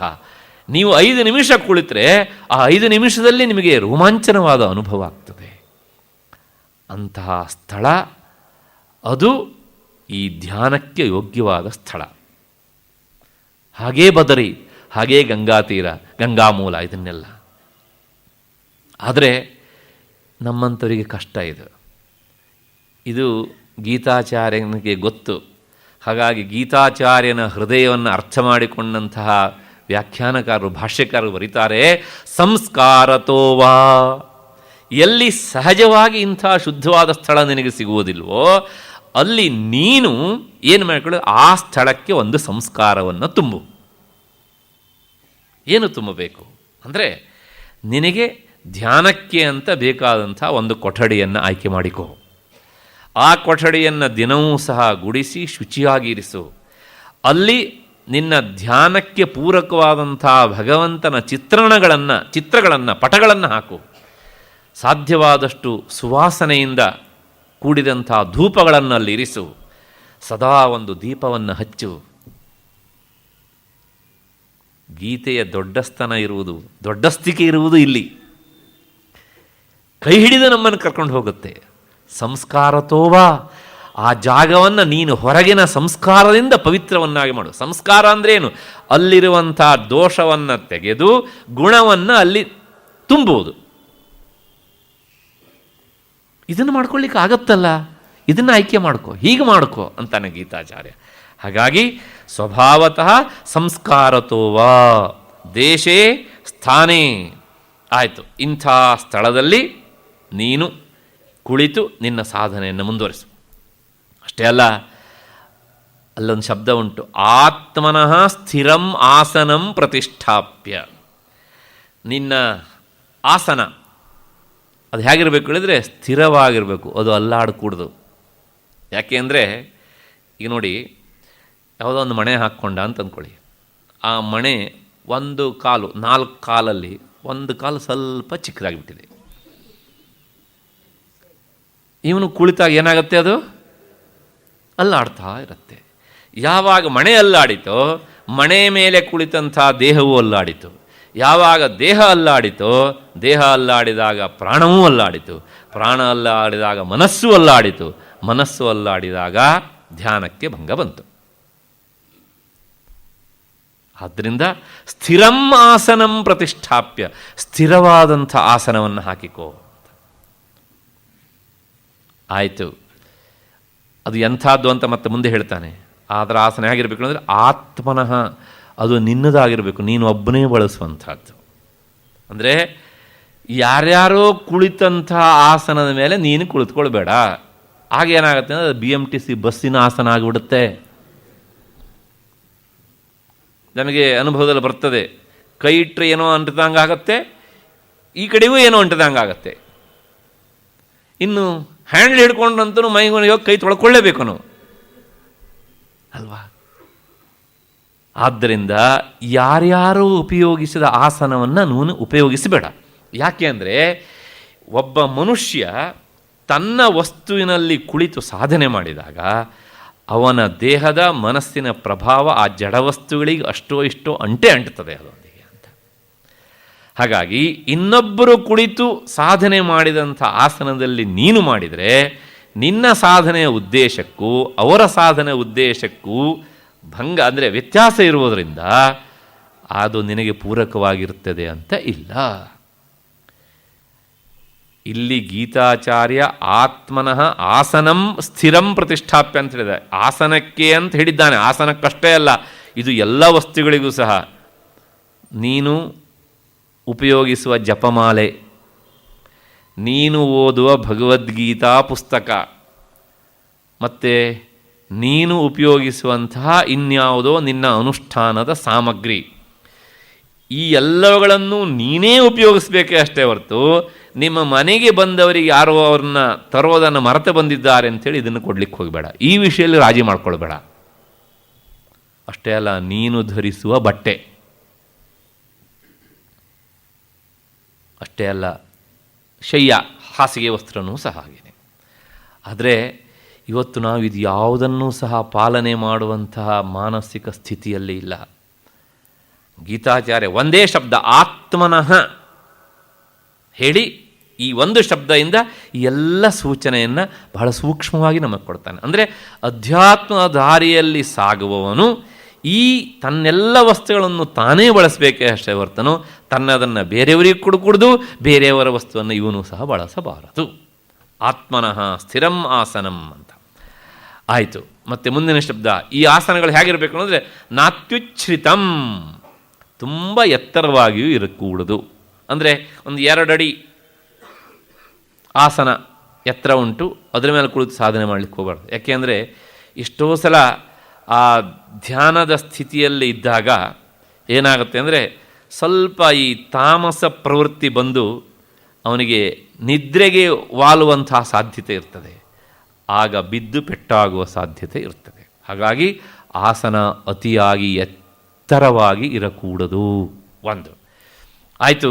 ಭೂಮಿಗಿಂತ ತೊಳಗೆ ಅತಿ ನೀಚಂ ಇದ್ದರೆ ಅದು ಸಹ ಬೇಡ ಅಂತಾನೆ. ಯಾಕೆ ಅಂದರೆ ಅಕಸ್ಮಾತ್ತಾಗಿ ಹುಳ ಹುಪ್ಟಿಗಳು ಕ್ರಿಮಿಕೀಟಗಳು ಬರಬಹುದು, ಅಥವಾ ನೀರೇನಾರು ಪಕ್ಕದಲ್ಲಿ ಹರಿತಾ ಇದ್ದರೆ ಗೊತ್ತಿಲ್ಲದೆ ಆಫ್ ಮಾಡದೇ ಇದ್ದರೆ ಮನೆಯಲ್ಲಿ, ಆಗ ಅದು ನಿನ್ನ ಈ ಧ್ಯಾನ ಸ್ಥಳಕ್ಕೆ ಬಂದು ಅದು ಸಹ ಧ್ಯಾನ ಮಾಡಬಹುದು ಅಲ್ಲಿ. ಆದ್ದರಿಂದ ಅತಿ ನೀಚಂ, ಹಳ್ಳದಲ್ಲಿ ಕುಳಿತು ಮಾಡಬೇಡ. ಅತಿ ಎತ್ತರವಾದ ಮನೆಯಲ್ಲಿ ಕುಳಿತು ಸಹ, ಆಸನದಲ್ಲಿ ಕುಳಿತು ಸಹ ಧ್ಯಾನ ಮಾಡಲಿಕ್ಕೆ ಹೋಗಬೇಡ. ಹಾಗಾಗಿ ನಾತ್ಯುಚ್ಛ್ರಿತಂ ನಾತಿ ನೀಚಂ, ಅದು ಬಹಳ ಎತ್ತರವಾಗಿಯೂ ಇರಕೂಡ್ದು, ಬಹಳ ತಗ್ಗಾಗಿಯೂ ಸಹ ಇರಕೂಡ್ದು. ಇಷ್ಟಾದ ಮೇಲೆ ಮತ್ತೆ ಮುಂದಿನ ಶಬ್ದ ಚೈಲಾಜಿನ ಕುಶೋತ್ತರಂ. ಈ ಶಬ್ದವನ್ನು ನೀವು ಹೀಗೇ ತೆಗೆದುಕೊಂಡ್ರೆ ಏನರ್ಥ ಆಗುತ್ತೆ ಅಂದರೆ, ಚೈಲ ಅಂದರೆ ಬಟ್ಟೆ, ಮೊದಲು ಬಟ್ಟೆ ಹಾಕಬೇಕು. ಅದರ ಮೇಲೆ ಹೇಗಿರಬೇಕು ಅಂದರೆ ಅಜಿನ ಅಂದರೆ ಚರ್ಮ ಹಾಕಬೇಕು. ಅದರ ಮೇಲೆ ಕುಶ ದರ್ಭಾಸನ ಹಾಕಬೇಕು ಅಂತ. ಹೀಗೆ ಸಹಜವಾಗಿ ಅರ್ಥ ಆಗ್ತದೆ. ಆದರೆ ಇದಲ್ಲ ಕ್ರಮ. ಹೇಗಿರಬೇಕು ಅಂದರೆ ಇಲ್ಲಿ ಭಾಷ್ಯಕಾರ ವಿವರಣೆ ಕೊಡ್ತಾರೆ, ಪಾಠಕ್ರಮಾತ್ ವಿಪರೀತ ಅರ್ಥ. ಅಂದರೆ ಇದು ಹಿಂದೆ ಮುಂದೆ ಆಗಬೇಕು ಅಂತ. ಅಂದರೆ ಕೆಳಗೆ ದರ್ಭಾಸನ, ಅದರ ಮೇಲೆ ಚರ್ಮಾಸನ, ಅಜಿನಾಸನ, ಅದರ ಮೇಲೆ ಬಟ್ಟೆ ಅಂತ ಹೀಗಿರಬೇಕು. ಇದು ಕ್ರಮ. ಯಾಕೆ ದರ್ಭಾಸನ? ಮಣೆ ಇದ್ರೂ ಸಹ ಅದರ ಮೇಲೆ ದರ್ಭಾಸನ ಹಾಕಬೇಕು. ಯಾಕೆ ಅಂದರೆ ಈ ಒಂದೊಂದು ಆಸನಗಳಿಗೆ ಒಂದೊಂದು ವಿಶೇಷವಾದ ಶಕ್ತಿ ಉಂಟು. ನಮಗಿವತ್ತು ಯಾವ ಆಸನವೂ ಸಿಗೋದಿಲ್ಲ, ಹಾಗಾಗಿ ಮಣೆಯನ್ನು ಹಾಕ್ಕೊಳ್ತೇವೆ. ಮಣೆಯನ್ನು ಹಾಕ್ಕೊಂಡಿದ್ದರಿಂದ ಏನೂ ಆಗೋದಿಲ್ಲ. ಏನೂ ಆಗೋದಿಲ್ಲ ಅಂದರೆ ಲಾಭವೂ ಆಗೋದಿಲ್ಲ, ನಷ್ಟವೂ ಆಗೋದಿಲ್ಲ. ಆದರೂ ಕೂತ್ಕೊಳ್ಳಿಕ್ಕೆ ಏನೋ ಬೇಕು, ಅದಕ್ಕೋಸ್ಕರ ಹಾಕ್ಕೊಳ್ತೇವೆ. ಇವತ್ತು ಇನ್ನೂ ಅಧ್ವಾನ, ನಾವು ಮಣೆ ಬಿಟ್ಟಿದ್ದೇವೆ. ಪ್ಲಾಸ್ಟಿಕ್ ಆಸನಗಳು, ಅದು ಮಣೆಗಿಂತಲೂ ಸಹ ಇನ್ನೂ ಡೇಂಜರ್ ಕೂಡ. ಅಲ್ಲಿ ಏನೂ ಆಗದಿದ್ರು ಸಹ ಅರ್ಧ ಗಂಟೆ ಕುಳಿತ ಮೇಲೆ ಒಂದು ರೀತಿಯಲ್ಲಿ ಬಿಸಿ ಆಗೋದಕ್ಕೆ ಪ್ರಾರಂಭ ಆಗುತ್ತೆ. ಕೊನೆ ಪಕ್ಷ ಮಣೆಯಲ್ಲಾದರೆ ಅದು ಉಡ್ಡಿಂದ ಆದ್ದರಿಂದ ಇನ್ಯಾವುದೇ ಕೆಟ್ಟ ಅಂಶಗಳ ಒಂದು ಹರಿವಿಕೆ ನಮ್ಮ ಮೇಲೆ ಆಗುವುದಿಲ್ಲ. ಭೂಮಿಯಲ್ಲಿರುವಂಥ ಕೆಟ್ಟ ಅಂಶಗಳೂ ನಮಗೆ ಸ್ಪರ್ಶ ಆಗುವುದಿಲ್ಲ, ಅದರಿಂದ ನಮಗೆ ಲಾಭವೂ ಇಲ್ಲ. ಹಾಗಾಗಿ ಇದು ಒಂದು ರೀತಿಯಲ್ಲಿ ಈ ಮಧ್ಯಸ್ಥ ಇದ್ದ ಹಾಗೆ ಮಣೆ ಎನ್ನುವಂಥದ್ದು. ಆದರೆ ಆ ಮಣೆ ಮೇಲೆ ಒಂದು ದರ್ಭಾಸನ ಹಾಕು, ಆ ದರ್ಭಾಸನ ಮೇಲೆ ಒಂದು ಅಜಿನ ಹಾಕು, ಅಜಿನನ ಮೇಲೆ ಬಟ್ಟೆ ಹಾಕು. ದರ್ಭೆಯನ್ನು ಯಾಕೆ ಹಾಕ್ಕೊಳ್ಬೇಕು? ಎಲ್ಲ ಕರ್ಮಗಳಿಗೂ ಸಹ ದರ್ಭಾಸನವನ್ನು ಹೇಳುತ್ತೆ ಶಾಸ್ತ್ರ. ಅದಿಲ್ಲ ಅಂತಾರೆ ಕೊನೆ ಪಕ್ಷ 2 ದರ್ಭೆಯ ಕಡ್ಡಿಯನ್ನಾದರೂ ನಿನ್ನ ಆಸನಕ್ಕೆ ಸಿಲುಕಿಸಿಕೋ ಅಂತ. ಯಾಕೆ ಅಂದರೆ ಕಾರಣ ಉಂಟು. ಅದು ಆರ್ಡಿನರಿ ಹುಲ್ಲಲ್ಲ. ನಮ್ಮ ಪುರಾಣ ಸಾಹಿತ್ಯಕ್ಕೆ ಸಂಬಂಧಪಟ್ಟಂತೆ ಬೇರೆ ಬೇರೆ ವಿವರಣೆಗಳನ್ನೆಲ್ಲ ಕೊಡುತ್ತೆ. ನಾವು ಸಾಧನೆ ಮಾಡುವುದು ಯಾಕೆ? ನಮ್ಮ ಸಾಧನೆ ಅದು ಮೃತ ಆಗಬಾರದು, ಅಮೃತ ಅಂದರೆ ಶಾಶ್ವತವಾಗಿರಬೇಕು ಅಂತಲ್ವ. ಹಿಂದೆ ಒಮ್ಮೆ ಈ ದೇವಾಸುರ ಮಥನ ಅಂದರೆ ಸಮುದ್ರ ಮಥನ ಮಾಡುವಂತಹ ಸಂದರ್ಭದಲ್ಲಿ ಆ ಅಮೃತ ಬಂತಲ್ಲ, ಅಮೃತವನ್ನು ಕೊಂಡೊಯ್ಯುವಾಗ ಅಮೃತದ ಎಷ್ಟೋ ಬಿಂದುಗಳು ಈ ಹುಲ್ಲಿನ ಮೇಲೆ ಬಿದ್ದಿದ್ದುವಂತೆ. ಹಾಗಾಗಿ ಆ ದರ್ಭೆಗೆ ಅಷ್ಟು ಪಾವಿತ್ರ್ಯತೆ ಬಂತು. ಇದನ್ನು ಬೇರೆ ಬೇರೆ ರೀತಿಯಲ್ಲಿ ಹೇಳ್ತಾರೆ, ಇದು ಒಂದೇ ಕಾರಣ ಅಂತಲ್ಲ. ಹಾಗಾಗಿ ಆ ಅಮೃತ ಸ್ಪರ್ಶದಿಂದಾಗಿ ಅದಕ್ಕೆ ನಾವು ಮಾಡಿದಂಥ ಯಾವುದೇ ಕರ್ಮಗಳಿಗೂ ಸಹ ಅಮೃತತ್ವವನ್ನು ಕೊಡುವಂಥ ಒಂದು ಶಕ್ತಿ ಉಂಟು. ಆ ಹಿನ್ನೆಲೆಯಲ್ಲಿ ದರ್ಭಾಸವನ್ನು ಬಳಸಬೇಕು. ಇದು ಒಂದು. ಮತ್ತು ಇನ್ನೂ ಒಂದು ಪುರಾಣದಲ್ಲಿ ಮಾತು ಬರುತ್ತೆ. ಭಗವಂತ ವರಾಹ ಅವತಾರವನ್ನು ಮಾಡಿದ, ಹಂದಿಯಾಗಿ ಬಂದಿದ್ನಲ್ಲ. ಮತ್ಸ್ಯ ಕೂರ್ಮ 2ನೇ ಅವತಾರ, ಮತ್ಸ್ಯ ಕೂರ್ಮ ವರಾಹಚ್ಚ 3ನೇ ಅವತಾರ. ಆ ವರಾಹ ಅವತಾರ ಮಾಡಿದಾಗ ಹಂದಿ ಆಕಾರವನ್ನು ತಾಳಿದ.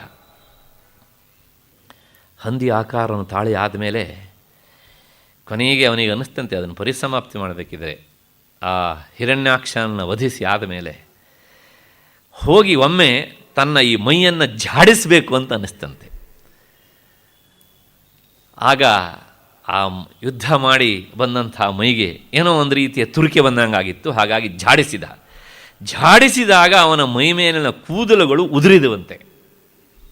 ಹಾಗೆ ಉದುರಿದ ಕೂದಲುಗಳೇ ದರ್ಭೆಯಾಗಿ ಹುಟ್ಟಿದವು ಎನ್ನುವಂಥದ್ದು ಒಂದು ಹಿನ್ನೆಲೆ.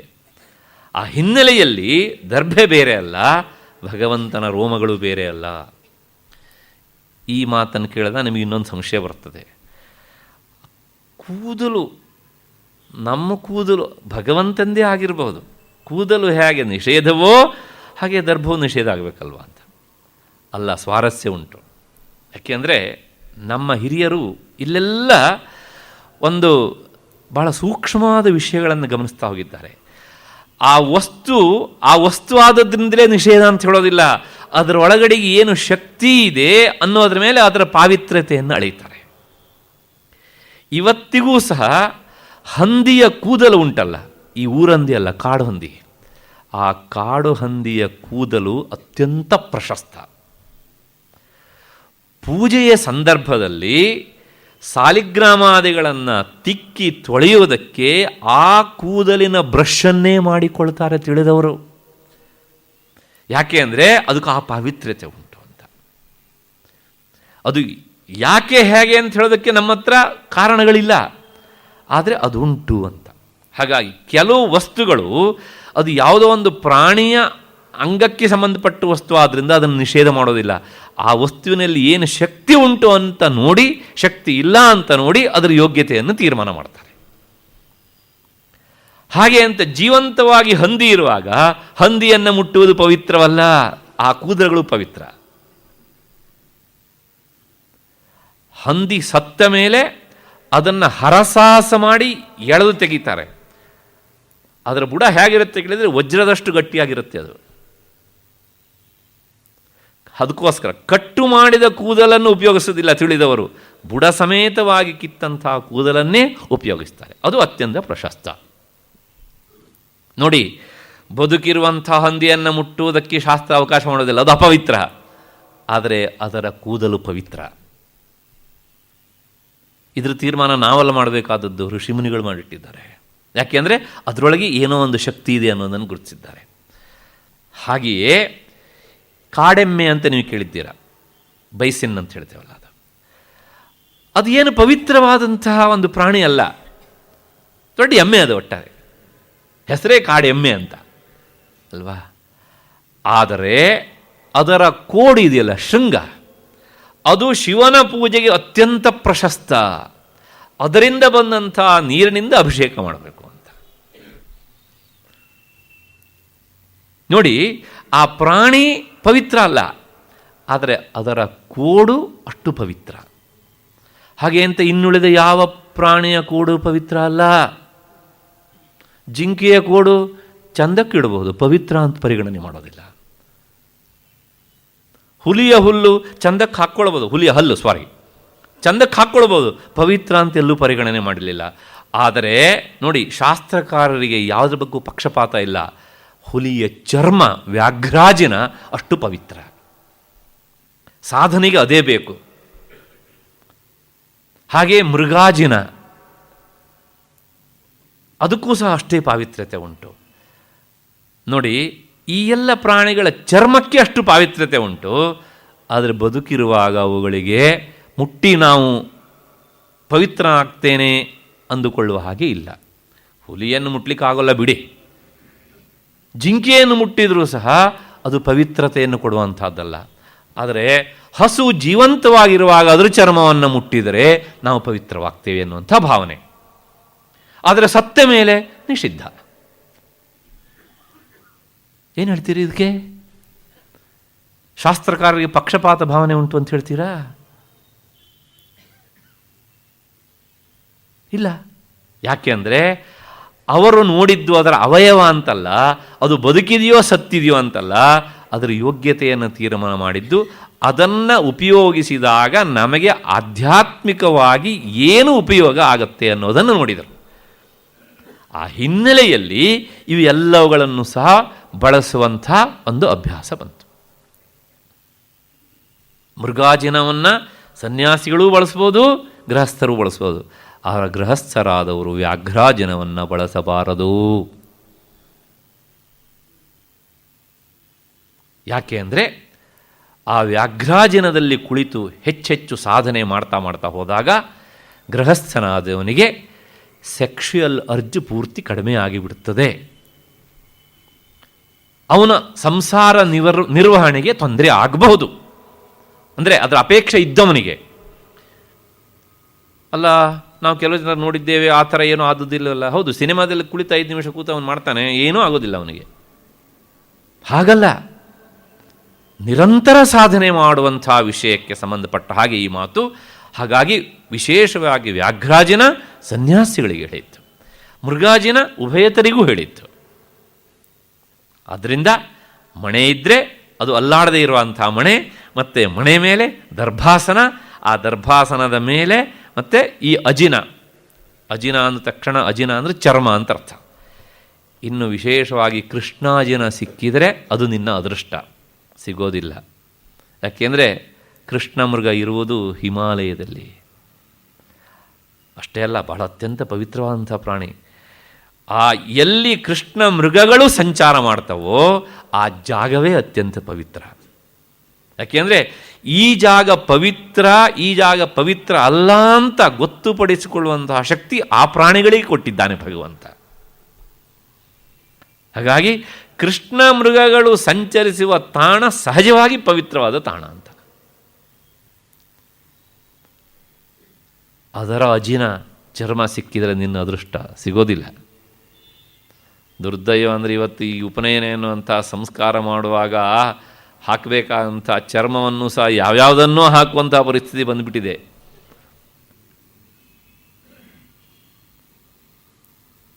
ಆಯಿತು, ಆ ಕೃಷ್ಣಾಂಜನಕ್ಕೆ ಮಾತ್ರ ವಿಶೇಷವಾದಂಥ ಶಕ್ತಿ.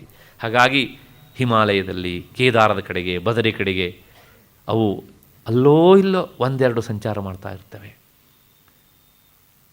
ಆದ್ದರಿಂದ ಈ ದರ್ಭಾಸನ, ಅದರ ಮೇಲೆ ಅಜಿನ, ಅದರ ಮೇಲೆ ಬಟ್ಟೆ. ಯಾಕೆ ಇಷ್ಟೆಲ್ಲ ಬೇಕು ಅಂದರೆ, ನೀನು ಕುಳಿತುಕೊಳ್ಳಬೇಕಾದಂಥ ಆಸನ ಅದು ಸ್ವಲ್ಪ ಮೃದುವಾಗಿ ಇರಬೇಕು. ಯಾಕೆಂದರೆ ಎಷ್ಟೋ ಸುದೀರ್ಘ ಕಾಲ ನೀನು ಕುಳಿತುಕೊಳ್ಬೇಕು ಅಂತ ಆದಾಗ, ನೀನು ಈ ಚಕ್ಕಳ ಮೊಳಕ ಹಾಕಿಯೋ ಪದ್ಮಾಸನದಲ್ಲಿಯೋ ಕುಳಿತಾಗ ಕಾಲ ಗಂಟು ಉರಿ ಪ್ರಾರಂಭ ಆಗಿಬಿಡ್ತದೆ ಹೇಗೆ ಅಂತ. ಹಾಗಾಗಿ ಅದು ಸಾಧ್ಯವಾದಷ್ಟು ಮೃದುವಾಗಿ ಇರಬೇಕು. ಅಲ್ಲ, ಮೃದುವಾಗಿರಬೇಕು ಅಂತ ಅದು ಇಷ್ಟೆಲ್ಲ ಯಾಕ್ರಿ ಮಾಡಬೇಕು? ಇವತ್ತೇನೇನೋ ಬಂದಿದೆಯಲ್ಲ, ಫೋಮು ಮತ್ತೇನೇನೋ ಎಲ್ಲ. ನಮ್ಮ ಈ ಅಡ್ಡ ಆಲೋಚನೆ ಎಲ್ಲ ಕೃಷ್ಣನಿಗೆ ಗೊತ್ತು. ಇದು ಯಾವುದೂ ಸಹ ನಮಗೆ ಉಪಕಾರ ಮಾಡೋದಿಲ್ಲ. ಮೃದುವಾಗಿರ್ಬೋದು, 10 ನಿಮಿಷಕ್ಕೆ 15 ನಿಮಿಷಕ್ಕೆ ಶುರುವಾಗುತ್ತೆ. ಒಂದೋ ತುರಿಕೆ, ಒಂದೋ ಬಿಸಿ, ಸದ್ಯ ಇದನ್ನು ಬಿಟ್ಟು ಎದ್ರು ಸಾಕಪ್ಪ ಹೀಗೆ ಅಂತ. ಹಾಗಾಗಿ ಇವು ಅಧ್ಯಾತ್ಮ ಸಾಧನೆಗೆ ಪೂರಕ ಅಲ್ಲ, ಇವು ಅಧ್ಯಾತ್ಮ ಸಾಧನೆಗೆ ಮಾರಕ. ಆ ಹಿನ್ನೆಲೆಯಲ್ಲಿ ಗೀತಾಚಾರ್ಯ ಹೇಳ್ತಾನೆ, ಈ ರೀತಿಯಾಗಿ ಚೈಲಾಜಿನ ಕುಶೋತ್ತರಂ, ಮೊದಲು ದರ್ಭಾಸನ, ಅದರ ಮೇಲೆ ಅಜಿನ, ಅದರ ಮೇಲೆ ವಸ್ತ್ರ, ಹೀಗೆ ಹಾಕ್ಕೊಂಡು ಕುಳಿತುಕೊಂಡು ನೀನು ನಿನ್ನ ಸಾಧನೆಯನ್ನು ಮಾಡಬೇಕು. ಹಾಗಾಗಿ ನೋಡಿ, ಎಲ್ಲಿ ಕುಳಿತುಕೊಳ್ಬೇಕು, ಹೇಗೆ ಕುಳಿತುಕೊಳ್ಬೇಕು ಅಂತ. ಇದು ಬರೀ ಕುಳಿತುಕೊಳ್ಳೋದಕ್ಕೆ ಹೇಳಿದ್ದು, ಇನ್ನು ದೇಹದ ಸ್ಥಿತಿ ಬಗ್ಗೆ ಹೇಳಲಿಲ್ಲ ಅವನು. ಮತ್ತು ಮುಂದಿನ ಶ್ಲೋಕ ಆ ಮಾತನ್ನು ಹೇಳುತ್ತೆ. ಕುಳಿತುಕೊಂಡ ಆದ ಮೇಲೆ ಮತ್ತೆ ನೀನು ಏನು ಮಾಡಬೇಕು, ಕುಳಿತುಕೊಳ್ಳಬೇಕಾದಂಥ ವಿಧಾನವನ್ನು ಈ 12ನೆಯ ಶ್ಲೋಕ ಹೇಳುತ್ತೆ. ತತ್ರೈಕಾಗ್ರಂ ಮನಃಕೃತ್ವ ಯತಚಿತ್ತೇಂದ್ರಿಯ ಕ್ರಿಯ ಉಪವಿಶ್ಯ ಆಸನೆ ಯುಂಜಾತ್ ಯೋಗಂ ಆತ್ಮವಿಶುದ್ಧಯೇ. ಅಂದರೆ ಇಂಥ ಆಸನ ಅಂದರೆ ಇವಾಗ ನಾನು ಹೇಳಿದ್ನಲ್ಲ, ಏವಂ ಗುಣವಿಶೇಷಣ ವಿಶಿಷ್ಟ ಆಸನ, ಇಂಥ ಗುಣಗಳಿಂದ ಕೂಡಿದಂಥ ಆಸನದಲ್ಲಿ ಕುಳಿತು ನೀನೇನು ಮಾಡಬೇಕು, ನಿನ್ನ ಚಿತ್ತ ಅಂದರೆ ಮನಸ್ಸು ಮತ್ತು ಇಂದ್ರಿಯಗಳ ವ್ಯಾಪಾರಗಳನ್ನು ಬಿಗಿ ಹಿಡಿದುಕೊಳ್ಳಬೇಕು. ಈ ಮಾತನ್ನು ಪದೇ ಪದೇ ಹೇಳುತ್ತೆ ಗೀತೆ, ಎಲ್ಲ ಕಡೆಗೆ ಹೇಳುತ್ತೆ. 6ನೇ ಅಧ್ಯಾಯ ಎಲ್ಲ ಕಡೆಗಿಂತ ಹೆಚ್ಚಾಗಿ ಹೇಳುತ್ತೆ. ಅಂದರೆ ಏನು ಹೇಳುತ್ತೆ ಅಂದರೆ, ಗೀತೆಯನ್ನು ಕೇಳುವ ಅಥವಾ ಗೀತೆ ಹೇಳಿದಂಥ ವಿಷಯವನ್ನು ಕೇಳಿ ಸಾಧನೆಗೆ ತೊಡುವ ನಿನಗೆ ನಿನ್ನ ಮನಸ್ಸು ಹೇಳ್ದಂಗೆ ಕೇಳುತ್ತಾ ಅಂತ ವಿಚಾರ ಮಾಡ್ಕೋ. ಮತ್ತೆ ಮತ್ತೆ ಗೀತಾಚಾರ್ಯ ಈ ಮಾತಿನ ಮೂಲಕ ನಮಗೆ ತಿಳಿಸ್ತಾ ಇರ್ತಾನೆ. ಹೀಗೆ ಬಿಗಿ ಹಿಡಿದು ಮನಸ್ಸನ್ನು ಏಕಾಗ್ರವಾಗಿಸಿಕೊಂಡು ಆತ್ಮನಲ್ಲಿ ನಿಲ್ಲಿಸಿ ಅಂತಃಕರಣ ಶುದ್ಧಿಗಾಗಿ ಯೋಗವನ್ನು ಆಚರಿಸಬೇಕು. ಇದು ಸಾಧನೆ. ನಿನ್ನ ಮನಸ್ಸಿನ ಶುದ್ಧಿಗಾಗಿ ಈ ರೀತಿಯಾಗಿ ನೀನು ಮಾಡಬೇಕು. ಇದಿಷ್ಟು ಈ ಶ್ಲೋಕದ ಭಾವಾರ್ಥ, ತಾತ್ಪರ್ಯ. ಇಲ್ಲೊಂದು ಶಬ್ದ ಉಂಟು, ಯತಚಿತ್ತ ಇಂದ್ರಿಯ ಕ್ರಿಯ ಅಂತ. ಚಿತ್ತ ಅಂದರೆ ಮನಸ್ಸು, ಇಂದ್ರಿಯ ಅಂದರೆ ಪಂಚೇಂದ್ರಿಯಗಳು. ಇವುಗಳ ಕ್ರಿಯೆಯೆಲ್ಲ ನಿಂತು ಹೋಗಬೇಕು. ಹಾಗೆ ನೀನು ನಿಲ್ಲಿಸಿಕೊಳ್ಳಬೇಕು. ಇಂದ್ರಿಯಗಳ ಕ್ರಿಯೆ ಏನು? ಶಬ್ದ, ಸ್ಪರ್ಶ, ರೂಪ, ರಸ, ಗಂಧಗಳನ್ನು ಬೆನ್ನತ್ತಿ ಹೋಗುವುದು, ಅದು ನಿಂತು ಹೋಗಿರಬೇಕು. ಅಂದರೆ ನೀನು ನಿಲ್ಲಿಸಬೇಕು. ಹೀಗೆ ಇವುಗಳು ತಂದು ಕೊಟ್ಟಿದ್ದನ್ನು ಮನಸ್ಸೇನು ಮಾಡುತ್ತೆ, ಒಳಗಡೆಯಿಂದ ಮೆಲ್ಕು ಹಾಕ್ತಾ ಇರುತ್ತೆ, ನೆನಪಿಸಿಕೊಂಡು ಖುಷಿ ಪಡ್ತಾ ಇರುತ್ತೆ. ಅಂದರೆ ಸ್ಮರಣೆ, ಅನುಭೂತವಾದದ್ದನ್ನು ಸ್ಮರಿಸುವುದು, ಇದು ಮನಸ್ಸಿನ ಕ್ರಿಯೆ. ಈ ಸ್ಮರಣರೂಪವಾದ ಕ್ರಿಯೆ ಮನಸ್ಸಿನಿಂದ ಬಿಟ್ಟು ಹೋಗಿರಬೇಕು. ಶಬ್ದ ಸ್ಪರ್ಶಗಳು ಎನ್ನುವಂಥ ಈ ವಿಷಯಗಳನ್ನು ಅರಸಿಕೊಂಡು ಹೋಗುವಂಥ ಕ್ರಿಯೆ ಇಂದ್ರಿಯಗಳಿಂದ ತಪ್ಪಿ ಹೋಗಿರಬೇಕು. ಹೀಗೆ ಮಾಡಿದಾಗ ಏನಾಗುತ್ತೆ ಕೇಳಿದ್ರೆ, ಯತ ಚಿತ್ತ ಇಂದ್ರಿಯ ಕ್ರಿಯ, ನಿನ್ನ ಇಂದ್ರಿಯಗಳ ಮತ್ತು ಮನಸ್ಸಿನ ಕ್ರಿಯೆಗಳನ್ನು ನೀನು ನಿಗ್ರಹಿಸಿದಂತೆ ಆಗ್ತದೆ.